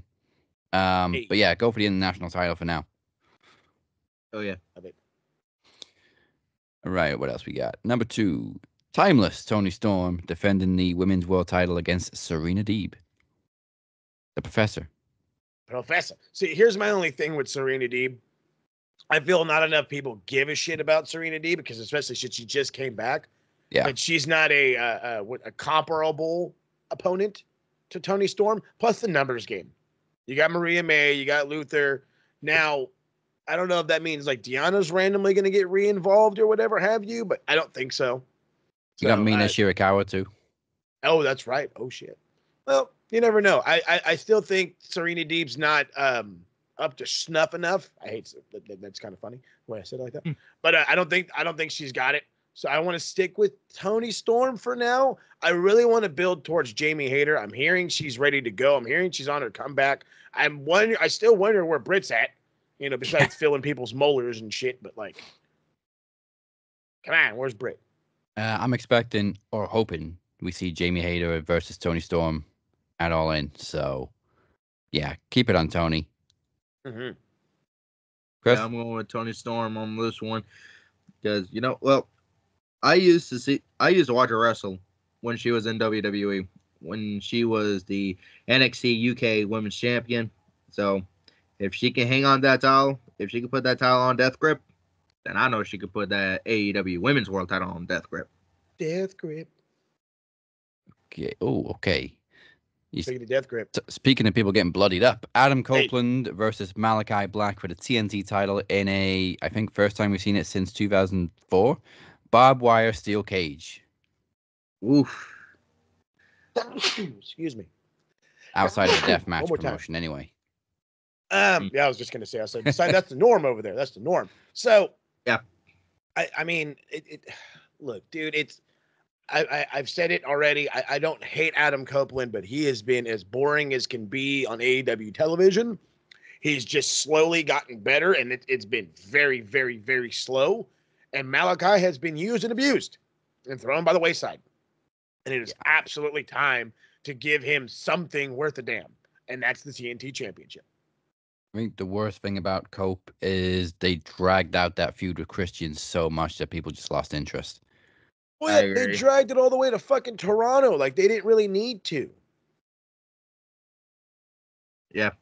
The only thing that actually made that feud exciting again is when Copeland took basically his version of Abyssus Janice and just him running the balls. This is Spike.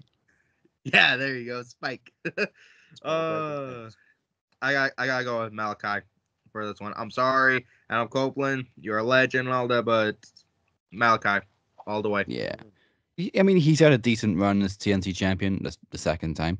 But we've been saying for a while now it's time for Black to have a singles title, and yeah, this would be great for him. Mm-hmm. I think the last title he ever even won, and this is when he was in the E, as most scholars said. The last championship that he ever won was the NXT title. Attaboy. Yeah. That was the singles title, yeah. Mm-hmm. Yeah. All right. I'm going to spoiler alert. I don't see this one changing hands.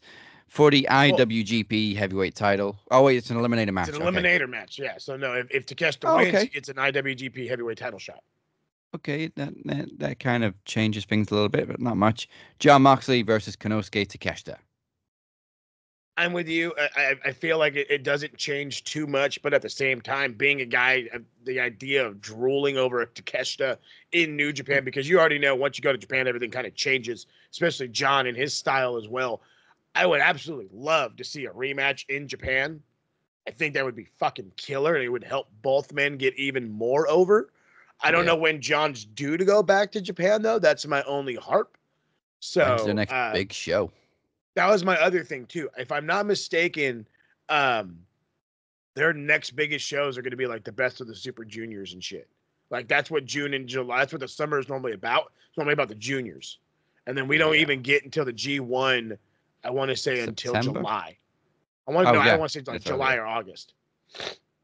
So, as much as my fantasy book in mind is going absolutely crazy, and I could totally see Takeshita winning, and then like John losing to like Naito, and then us getting a Naito versus Takeshita just fucking cuz. I don't think that relationship's that. It's strong. I just don't think there's big enough shows to do it.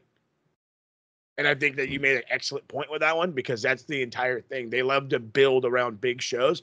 And yeah, like they've done like, oh yeah, it's the best day of the Super Juniors or the first day of G1 or whatever, and they'll have a big banger match on it anyway, but none of that's coming up. So John retains. Takeshita kind of goes down. Hopefully he can regain some momentum sometime. Yeah, I gotta go. Go ahead.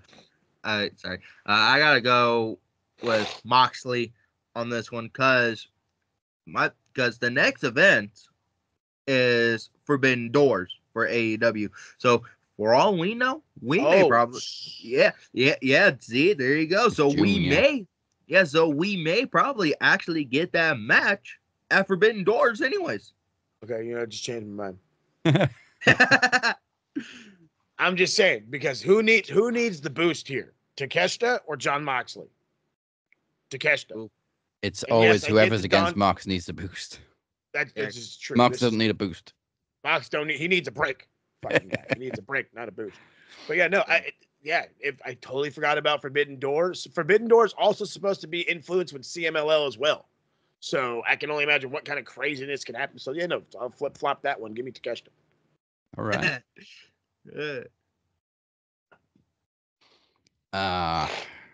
Man, I'm on the fence. The fact that it's an eliminator match makes it less predictable than if it was for the title, because obviously Takeshita could win, then lose the title match. But I don't see what else Mox is going to be doing. So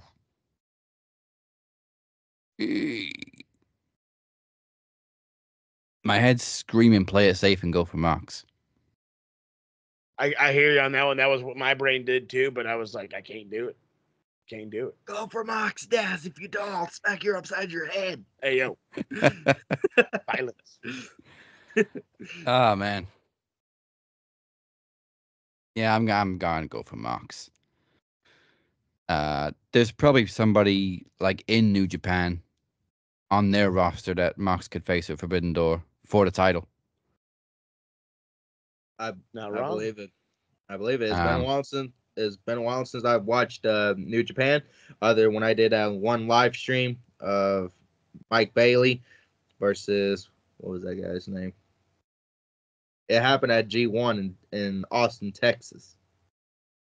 Fucking oh my God, really? The fucking Kushida. Sorry. Yeah, there you go. Kushida. Yeah. I was like, I don't know why I was like blanking on him for so long. I was about to call him Marty McFly. Oh, Marty McFly. How he goes. I mean, Sonata's still looking for a rematch, right? Because he never really got one after losing the IWGP. From what I've seen while looking my little bit into New Japan, he has gone just down the toilet. Poor bastard. I mean, his reign wasn't the best, and then he went to. Well, I mean, he came to Forbidden Door, and who did they give him? Jack Perry. Fucking Jack Perry. Before he was like bigger, he was still Jungle Boy. He was the scapegoat. Okay, for reals. He was even the scapegoat for Sonata. Fucking hell. I believe it. Like AEW didn't take Sonata seriously as IWGP Heavyweight Champions. What chance have we got? None. Moving on to the battle of the former best friends, Trent Beretta versus Orange Cassidy. Trent has this gigantic mean streak right now. Yeah, I'm gonna go. I mean, didn't Orange beat him on Dynamite recently, and then he got his ass kicked after the match. So it's got to be Trent this time. I'm with you. Yeah, I gotta go with Trent Beretta. It's got to be Trent. Plus, if I'm not mistaken, Orange is still fucked up. Orange is again, always fucked up. Yeah, I was just gonna say. And for the reason of why he's wrestling with his hands in his pocket. It's to avoid them getting stomped on, I guess. Okay. Oh, geez. We have a three-way for the FTW Championship. Hook and Shibata challenging the Learning Tree, Chris Jericho. I kind of want to be an asshole and say Shibata should win it. He should. But I mean, like, then what is he gonna? Is he actually gonna defend it, or is he just gonna, I'm just a cool guy? Because that would be cool too. I have no idea which way to go on this because is Shibata there just to take the pin? Gotta hope not. And then we can. It's the same as the IC title situation. If Shibata takes the pin, then we continue with the Jericho Hook feud 1-on-1. Yeah, give me Jericho. This gimmick's only just getting started. It's very Marmite. You either love it or you hate it. But Well, let's go with this. I hate it. So, but I also don't want Hook to have it. I feel like Hook has been doing more without it than he has with it. So give me Shibata, just because. Okay. Just because. Chris, what are you saying? You got me flopping around between Jericho and Obata. You know what? I will agree with you. The simple fact that Chris, the thing about it is Chris Jericho, if anything, I want to arguably say he's bringing back that one gimmick that he used to do when he was in WCW, when he was the WCW Cruiserweight Champion, and then he lost the title and all that stuff. And then he had to go to the courthouses and all that crap to make them change the decision. Don't get me wrong, I love that gimmick. I thought it was funny, but yet at the same time, why on earth would you bring something like that back? So I gotta go with Obata. All right, that's 2 for Katsuyori Shibata, 1 for the Learning Tree. Also, Jericho's got Big Bill in his corner, and it's FTW rules, so. Oh, I didn't think about that. That makes a difference. I did not think about that actually. Oh, now you really got me thinking. What are we thinking? Jericho has Big Bill in his corner, and it's FTW rules. We didn't even think about that, did we? For the world. Always think about the big bastard. It's pretty hard. It's pretty hard to ignore the guy, anyways. I mean, this is like 7 foot. He's a legit 7 foot. He is. And you can't teach that. Enzo, I didn't notice you was there this whole time. That's right. A lot of people didn't. AWFT Swift. A lot of people didn't. That's why you can't get booked. Hey. He's like a mini Ryback. Anybody want to change on that, or are you sticking with Shibata? I want to stick with Shibata just for the swerve factor. All right. Shibata. Then let's go to the 6-man tag team titles, world trio, whatever the fuck you want to call them now. There's like 6 belts. Unified trios. The Bang Bang Gang versus Death Triangle. Death Triangle. Thank God the visa issues are stabilized for this week. Hopefully it's next week and the following week after that. Goddamn Phoenix. But I swear to God, you're about ready to move on to my couch, fam. But yeah, no, Death Triangle, they got to win. I'm not saying I don't like the Bang Bang Gang. I'm not saying that. I'm just saying this. We have been in love with Death Triangle since they had first debuted. And with all the visa issues and injuries, they keep falling out. And now it's time to give them these unified belts, allow them to travel up and down from Ring of Honor to AEW. It work out stupendously. Yeah, I gotta go with Death Triangle on this one because first time I ever saw Pentagon is when he was in Lucha Underground. First match I saw when he was in Lucha Underground was against Vampiro in that. Oh no! Oh no! You said that's oh a no! Throwback. Yeah, in the Cerro Miedo match. Cerro Miedo. Let's try though. I'm not that good at Spanish. You're fine. North Carolina, So, babe. But no, that I triangle feel all the you. way. I feel you. That is the same match that made me go watch Lucha Underground too. So you and me are in the same boat. Hey, the Death Triangle all the way for me. I'm gonna go with the Bang Bang Gang.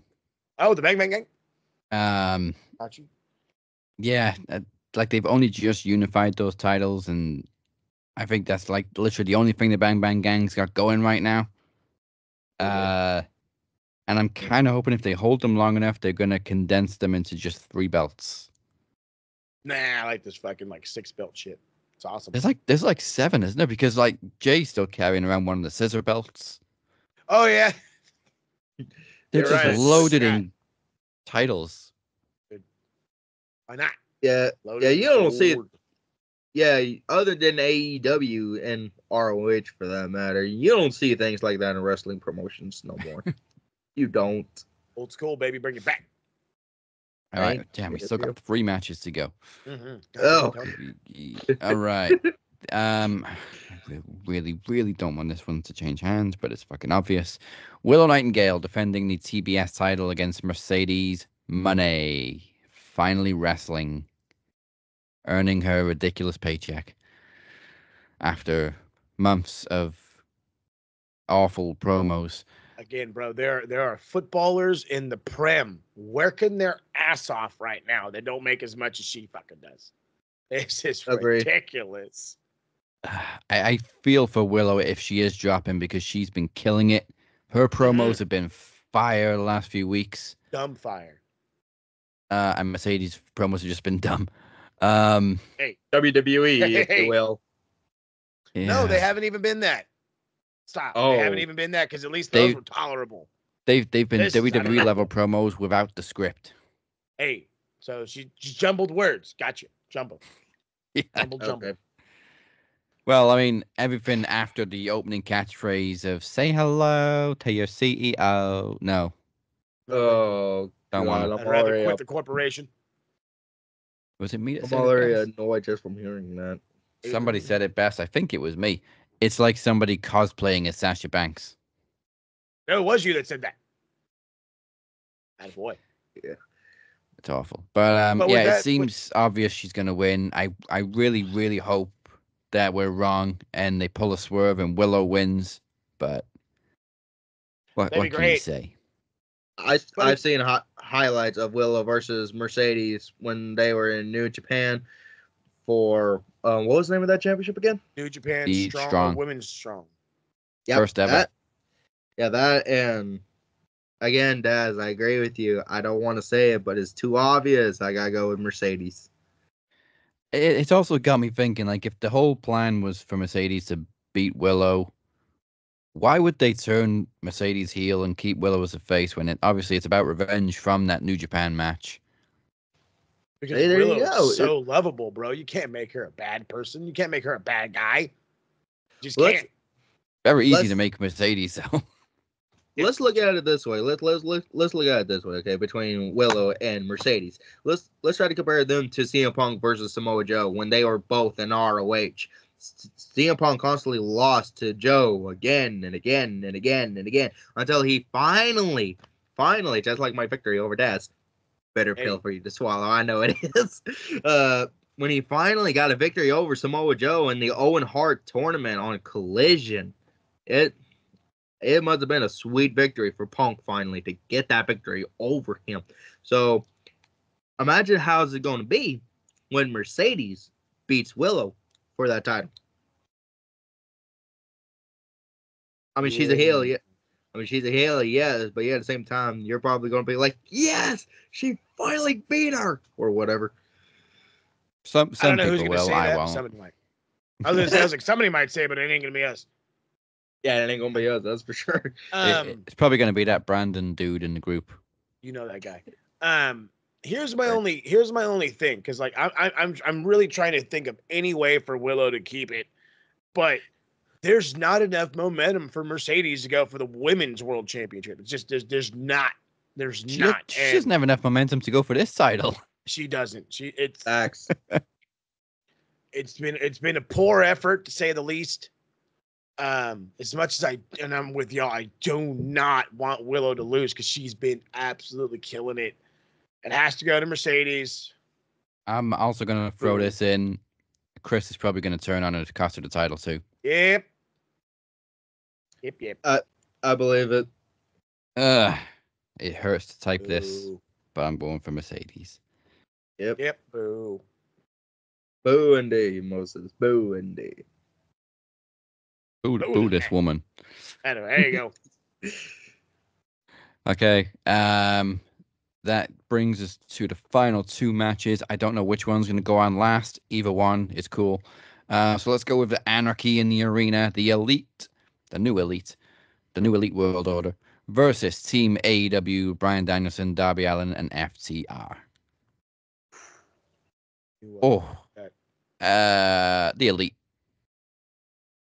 No, I thought it was going to be. I thought it was going to be Duo. harder to predict, but I'm going with the Elite. Yeah. They're taking over AEW right now, much like the NWO did, and you've got a ragtag team from AEW. So again, I said this last week. Darby Allin was the sting for the War Games, right? You know what happened in that War Games? NWO won. Ta-da! The new O is gonna win. Yeah, I gotta go with Elite on it. I mean, I want Team AEW to win, but yet at the same time, it just like Willow and Monet, it's too obvious. It's too obvious, so I gotta go with the Elite.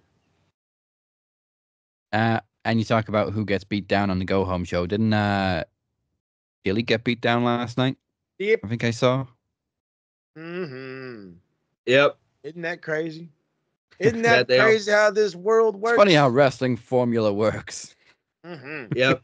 Yet the Elite got the living hell beaten out of by Bryan Danielson and freaking Darby Allin with that flamethrower. I thought that was the best part. I may just watch the ending from last night. In reality, it wasn't much of a go home show besides that segment. Yep, that's probably the only. Yeah, that's probably the only most exciting thing that occurred throughout all of it. Maybe the blood.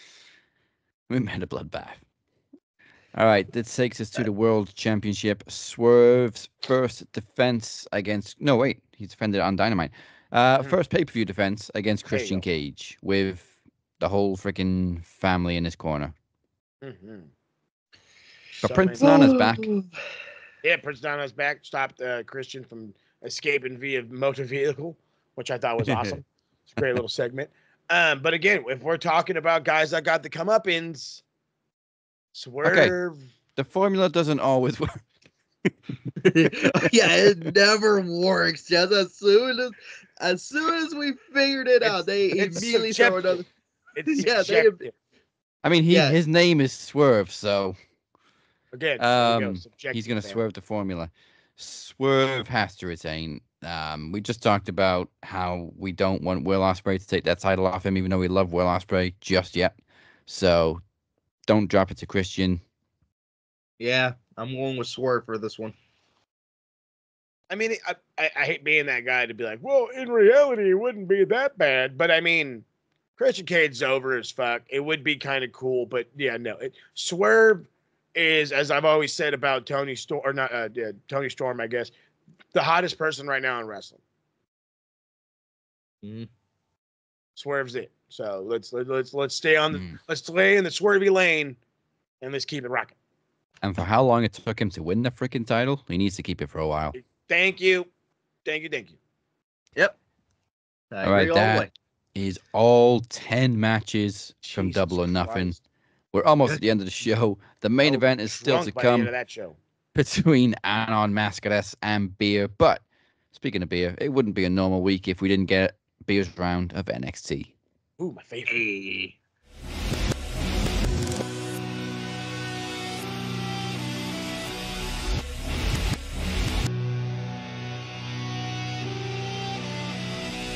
Hey guys, this is Beer. This is your NXT review for the 21st of May 2024. NXT kicks off with the first qualifier of the evening for Battlegrounds 6-woman ladder match. Fallon Henley defeats Thea Hale. Very good match, by the way, to kick off the show. Fallon knocks off Thea with a Shining Wizard. At the end of the match, Jasmine Nix attacks Thea Hale for revenge for what Thea did to JC Jane. Jasmine with a smooth Pele kick and with an absolute effortless kip up I've ever seen. So, Jasmine, we love you. We see a backstage promo with Tony D'Angelo celebrating his Heritage Cup win. Axeman Nathan Frazier congratulate Tony D on his big win. Adriana Rizzo mocks the name of A-Kid. Now, but if you didn't know, A-Kid was actually initially was Axiom before his name got changed due to Vincent Bruce. We have a tag team match then between Nathan Frazier and Axton defending the tag team championships against Luca Cristofino and Channing Stars Lorenzo. An absolute banger of a tag team match. This is why tag team wrestling lately is back. And we all know how great tag team wrestling has been in the last couple of months.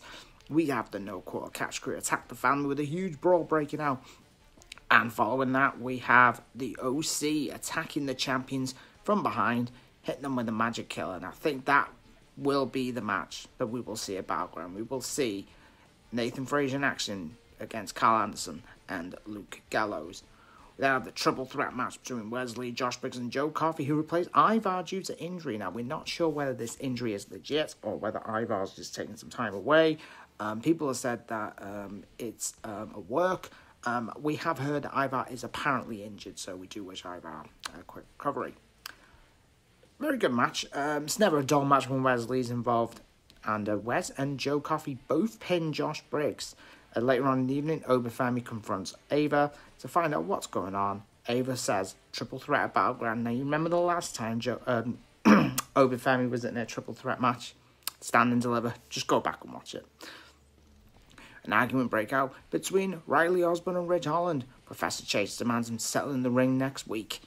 After Thea's heartbreaking loss to Fallon Henley, we have also a vignette showing Sexy Red will be at NXT next week. Now, I'll be honest, I've never heard of this broad. I'll admit, I've never heard of Sexy Red. I don't know. I think she's a rapper or something, or she's someone on TikTok. I don't know. I haven't got a clue.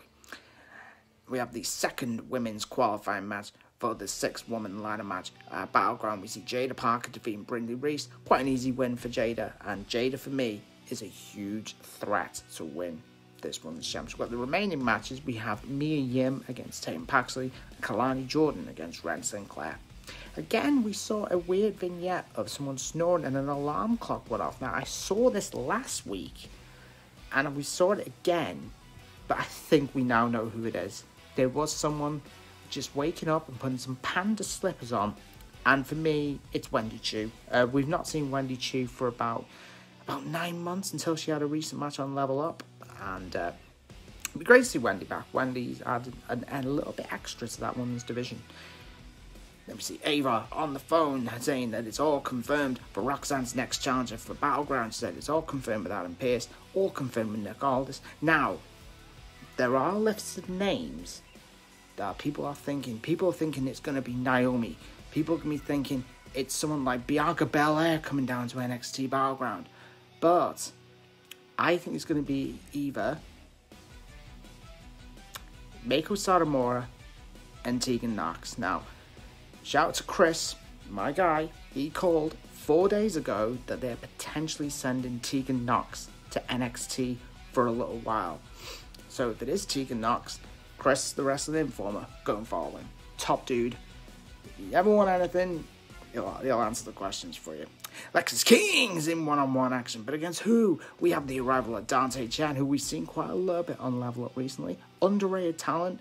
Dante Chan picks up the a very shock win over Lexis King. King goes for the coronation. Count with an inside crowd with a shock win. Is he the new Robert Stone guy? I would not mind that. We have our champion Trick Williams come out and says he did not attack Noam Dar. Gets interrupted by Metaphor. Chikara Jackson and Ora Mensa pointing the finger at Trick. Lash Legend, ironically, does stick up for Trick. And then we have Gallus, Wolfgang, Mark Coffey and Joe Coffey attacking Trick. Javon Evans tries to make the save, but Javon Evans gets overpowered as well. We have a tag match next week. Javon Evans and Trick Williams against Wolfgang and Mark Coffey. Main event of the evening sees Carmen Petrovich and Natalia defeat Lola Vice and Shayna Baszler. Good main event, very solid match. Definitely Carmen's best match by some distance. Obviously, when you got the boat with you, you're going to be fine. And in the match, Lola attacks Shayna Baszler. We have a huge brawl between these two women. It's not in the parking lot this week. Ava confirms that she wants to see the match between them two. Shayna Baszler snatches the microphone and says she wants an NXT Underground match. Sign me up. Just sign me up. Thank you for joining us for Full House. You don't have to wait long before our next event because Trivia Takeover Part 9, Trivia Goes to Hell, is coming in 3 weeks on Thursday the 13th of June. Thank God it's not Friday. Naturally, Trivia will be the focal point as we celebrate the 8th anniversary of the Knowledge Championship, and you can go to maxwrestlingnet.weebly.com/takeover9 for more information. And as it's Friday the 13th themed, emphasis on the slash. And in 2 weeks, the King of the Mic tournament returns, as we couldn't stop saying King of the Mic. As your defending King of the Mic champion of last year, I will be stepping up as the former world champion against Cypher. That's my first competitor, and we're going to kick it off. Bang, bang, scissor gang, if you will. What was it? We just had the world champion bash, so now we're going at it in TV rules even. So it's going to get crazy. Plus, Beer takes on Chad Malcolm in the following week. Charisma makes his debut against the Phoenix, and we should all have eyes on that one. It all begins June 6th, and the winner of the tournament becomes the first ever Max Duel champion. Not duel as in two, duel as in unguarded. Those who got a little confused. And for those of you that does not remember, yours truly is in the semifinals. So Phoenix, Charisma, I want you guys to know I am watching you very, very closely. Speaking of that, I said on the Facebook group that I have an announcement on who is going to be my next opponent. Who's going to be my next opponent on my tour for Thursday, June 13th. My opponent is going to be it actually wanted it to be, I wanted it to be Travis, but he's not medically clear last time I checked, so that's thrown out the window. So my opponent is going to be either you, Moses, or Cypher. So you two better bring your A game. The A game is brought already, fam. I assure you, I am a successful man at going after the first ever championships, being the first ever champion of something. So another one is in my sight. Mm-hmm. All right, then. That is if you're going to get through me first. Hey, gotten through worse. That is, of course, the Trivia, the King of the Mic semifinals, which will take place at Trivia Takeover. So let's kick it towards the end of the show before we get to the main event. It is time to put some bad points on the board for the Twatometer. I gotta do these bad things. Expect even less from a bunch of neckbeard stinky twats. All right. First, one guy that I kept on bringing this up for the last 2 weeks now. Freaking Kevin Nash is getting so bent out of shape about Mercedes Moné, saying that she's not the same when she was Sasha Banks in WWE. Nash, what do you know? I mean, shit, you're over. No when you was in WWF as Diesel, you actually used to do leapfrogs and all that crap until they wanted you to stop doing that because apparently they don't want to see a big guy doing that, which in my opinion is pretty agile to see a big guy do to even jump at all, let alone doing a jump at all. Shit. Yeah, jumping is one thing, but doing a leapfrog, that's different all on its own. But the fact that he kept on talking shit about Mercedes Moné because she's not doing her Sasha Banks gimmick. Well, last time I checked, she's not in WWE anymore, but she's in AEW. Hopefully, part of me is hoping that she'll lose to Willow, but I'm sticking with Mercedes Moné because, again, it's too obvious. So, Kevin Nash, you, my friend, deserve 3 twat points for that. An easy 3, I like it. I was going to say 500, but he was also basically talking shit about the way she dressed. So, Yeah, Kevin Nash is one of those types. I can see that. All right, who else is going on the Twatometer? Really trying to think. Somebody was talking shit about Pat McAfee. Ooh. It was a wrestler. I just don't remember who. Was it And Kevin was a Nash? wrestler in the E. And I don't think it was like, oh, I'm just fucking around bullshit. So, but I can't remember right now. So they got lucky this week. But when I find y'all next week, I'm coming for that ass. Other than that, I don't think I got anybody else. Bischoff's been quiet. Ish. Thank God. Ish. Yeah, ish. Not enough to get him in trouble. He already got Kevin Nash for me because I was like, that's back-to-back weekers for this fucker. Is there anybody else? I kind of want to, you know what? Just because, bro, like I get it's a 3-day weekend, but I'm going to give an easy point to TK. I don't need 10. I don't need 10 matches on a weekend. I don't. I love wrestling. I do. I really do. This isn't a joke. You mean looking behind me for fuck's sake. I'm up every day at 4, every Thursday at 4 in the morning to do this thing. Actually, earlier than that because I got to get ready. I love this. But 10 matches, my dude? Come on, bruh. So I'll give you an easy 2. But don't ever do it again. I have my doubts. Next week. You will next month. What am I kidding? Yeah.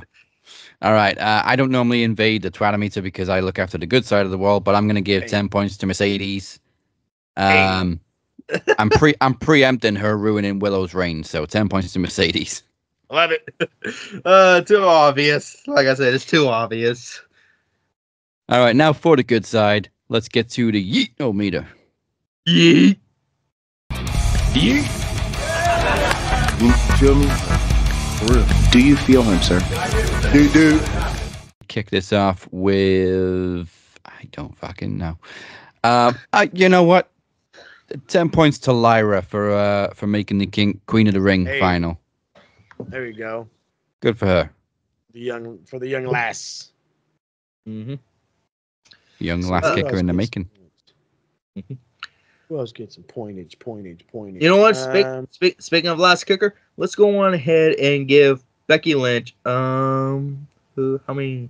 I'm trying to think of a reasonable fair amount of yeet points for her. Let's give her 5 yeet points because of the fact that she decided to 5 points because she, like I said earlier on, she was originally supposed to be on vacation with Seth, but because of the fact Rhea Ripley got injured, they basically decided to put it on her. She, like I said, now she's probably like, yeah, sure, I'll be your new champion until you put it on Morgan. So Becky Lynch deserves 5 yeet points for that one. Okay, that's good because she only had 2 points to begin with, so I don't know why she was so low, but yeah, she's now on 7. All right, good for her. Can't think anybody Do I else. want to give Tama Tonga a point for making me think of Beavis? Oh, we should have put him on a Twatometer for fucking Beavis noises. But I mean, it was kind of cool. It was also nostalgic a little bit, but yeah, no, he's an idiot. Okay. So yeah. How many 12 points should we give him then? Let's do 5 on each board. I was just gonna say, there you go, split them. There you go, perfect. Yeah, for the nostalgia and what the hell are you doing? Yeah, so that gives Tomatonga 10, I believe. 10 split, so he's got 5 yeet points, 5 twat points. You can't tell. I used to watch a lot of Beavis and Butthead. I can tell. I'm very good at impressions. I'm very evil. Damn. Now we just need somebody to be Butthead. Tonga, can you do a good Butthead? I just did. Shut up, Abels. There you go. We're gonna score. We're looking for the chick with the big boobs. For the chick with I don't think I can do an impersonation of nostalgia. Nostalgia. Go back and watch him. You'll learn it fast. I promise you. I think it's actually now an original Paramount Plus show. So. Yeah, they're bringing it back for the third fucking time. Third time? What was the first 2 times? So the original debut, they brought it back, I want to say in like the 2010s on MTV. And then now they're bringing it back again for the third time. Nothing beats the original run, and Beavis and Butthead Do America was peak. Oh, peak, baby. Absolute peak. I know what we're watching tonight. Yeah, I got to watch Beavis and Butthead now. Yep. Thank you for joining us for Full House. The main event is still to come, but I hope we rocked you harder than the cocaine rocked Tamatanga. Hey.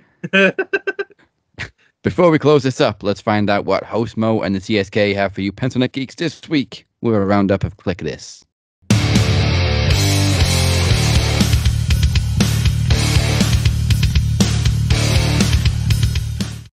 Oh my goodness gracious! So the editor of the show has been working his booty cheeks off, making different layouts. I will say it like this: we are planning on doing back-to-back reviews. One on the Saudi show, one on Double or Nothing. Worst case scenario, you're for sure getting a Double or Nothing review, and it will drop not Monday but Tuesday. Why? Because it's the holiday on a Monday, so I got to take the day off. Plus, editing. So that's going to happen.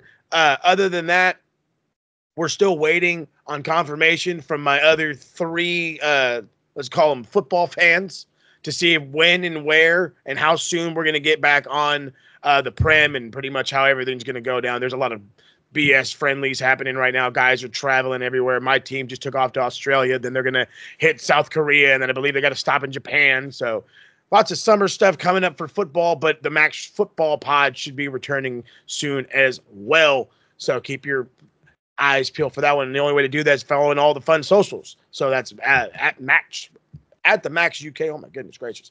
At the fucking Cat 512. And of course, SMRPod.net. And check out Max Football Pod all on the Twitters, the evil Twitter, if you will. Check out the beautifully done website, maxwrestlingnet.weebly.com. Don't forget to hit the subscribe button, follow button, Facebook, Twitter, Instagram, TikTok, all the fun socials. Remember, Facebook is the place to be. That's where you can be interactive. You can become predictions champion. You can be like my man Chris right here and be the new, MVP of the group. There's all kinds of stuff. Come in, get interactive. And again, on the subscribing part, thank y'all for getting us to 500. Let's get us to 1,000.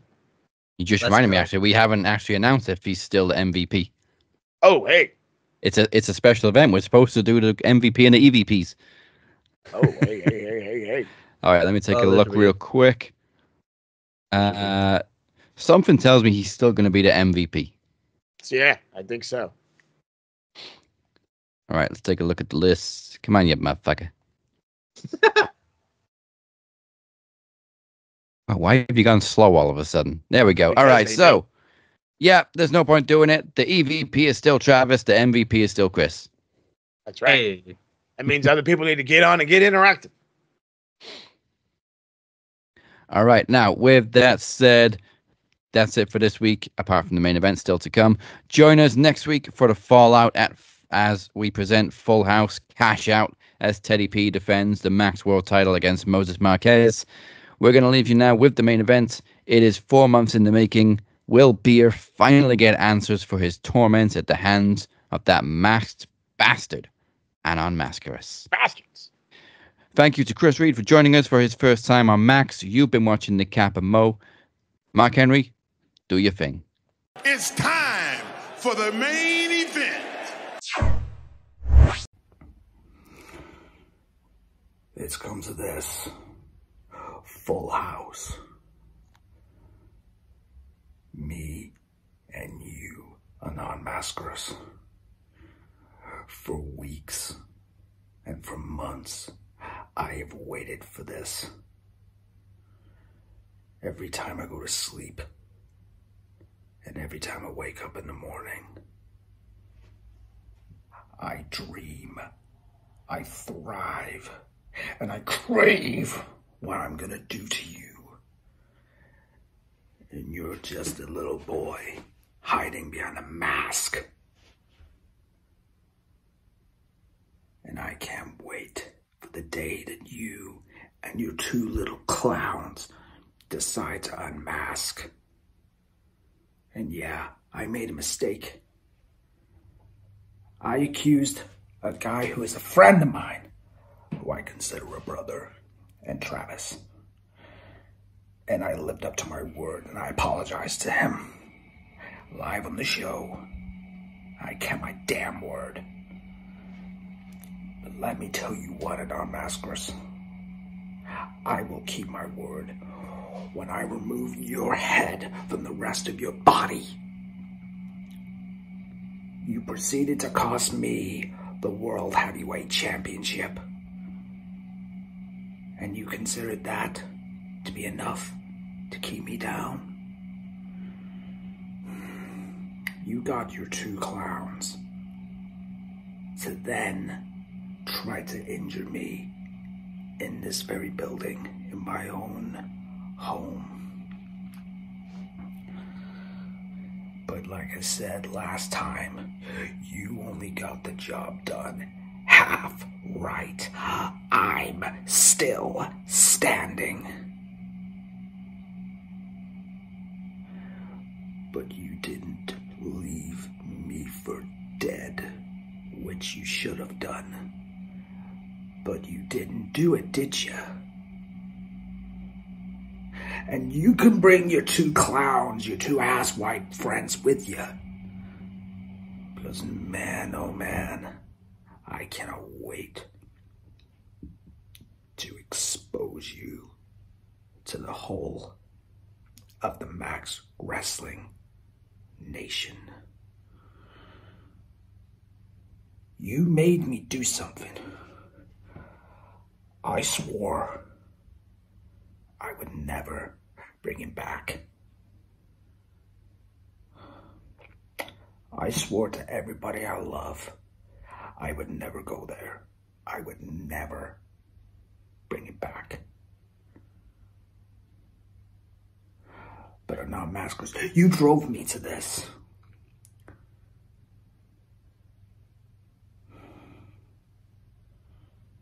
I swore to the spirit of the ones who are no longer with me. I promised everybody that he will never come back. I draw strength from the spirit of the dead, and that spirit's of my best friend Tristan, my two grandfathers, and my most recently passed away grandmother. They will look down on me, and they will know that I am going to remove your head from the rest of your body. And there ain't a damn thing that you, clown number 1 and douchebag number 2, can stop me. You want to know why? Because I am the most ruthless, vicious, merciless competitor. You cost me the dream of becoming the World Heavyweight Champion. But you want to know what, Anon? I'm going to be your worst fucking nightmare. Put your cards on the table. Because I'm going all in. I look forward to the very second I unmasked your sorry ass to the amazing people of Max Wrestling. They deserve better than scumbags like you in this world. Full house. Game over.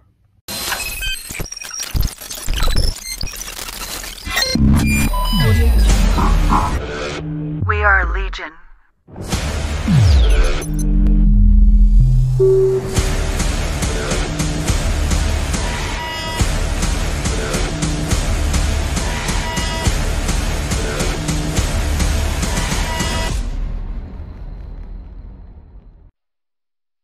The day has finally arrived, Mr. Beer. You are on a quest to reach the very pinnacle of Max Wrestling. I am on a quest to prove you are not ready. You have been so focused on discovering my identity, you have yet to question the reason that you have a target on your back. For if you had done so, perhaps you would be closer to the truth. I am a humble vaudevillain veteran, cast vicariously as both victim and villain by the vicissitudes of fate. You are so near, and yet so far away, from discovering the truth.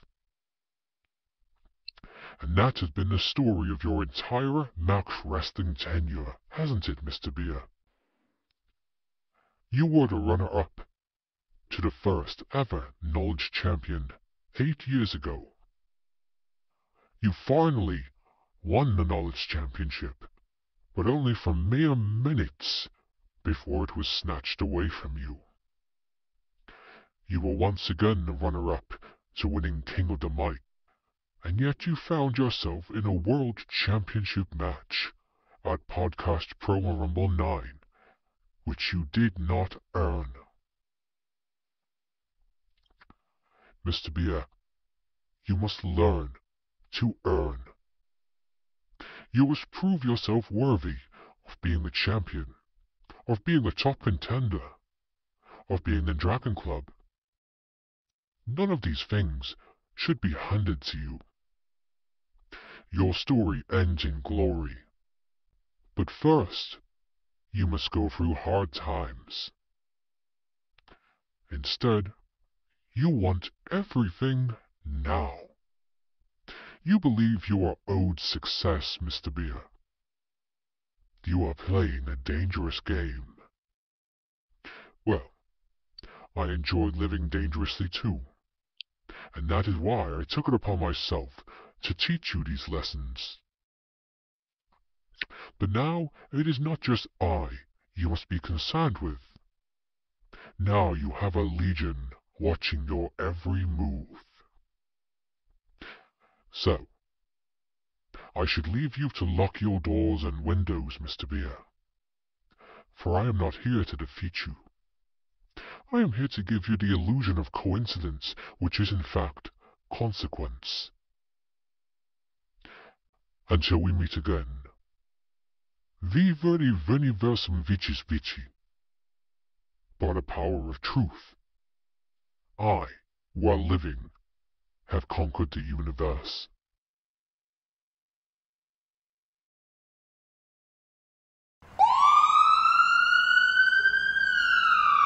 Well, enough is enough, and it's time for a change. I tried to be a nice guy.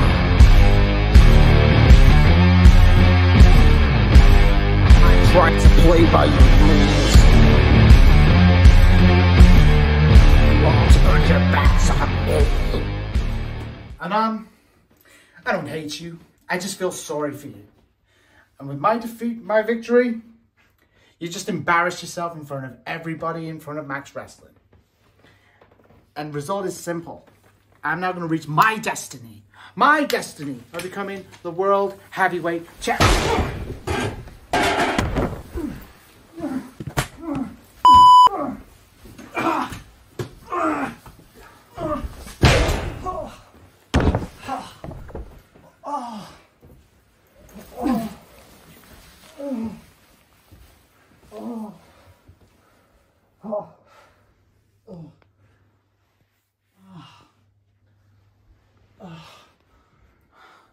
Who are you?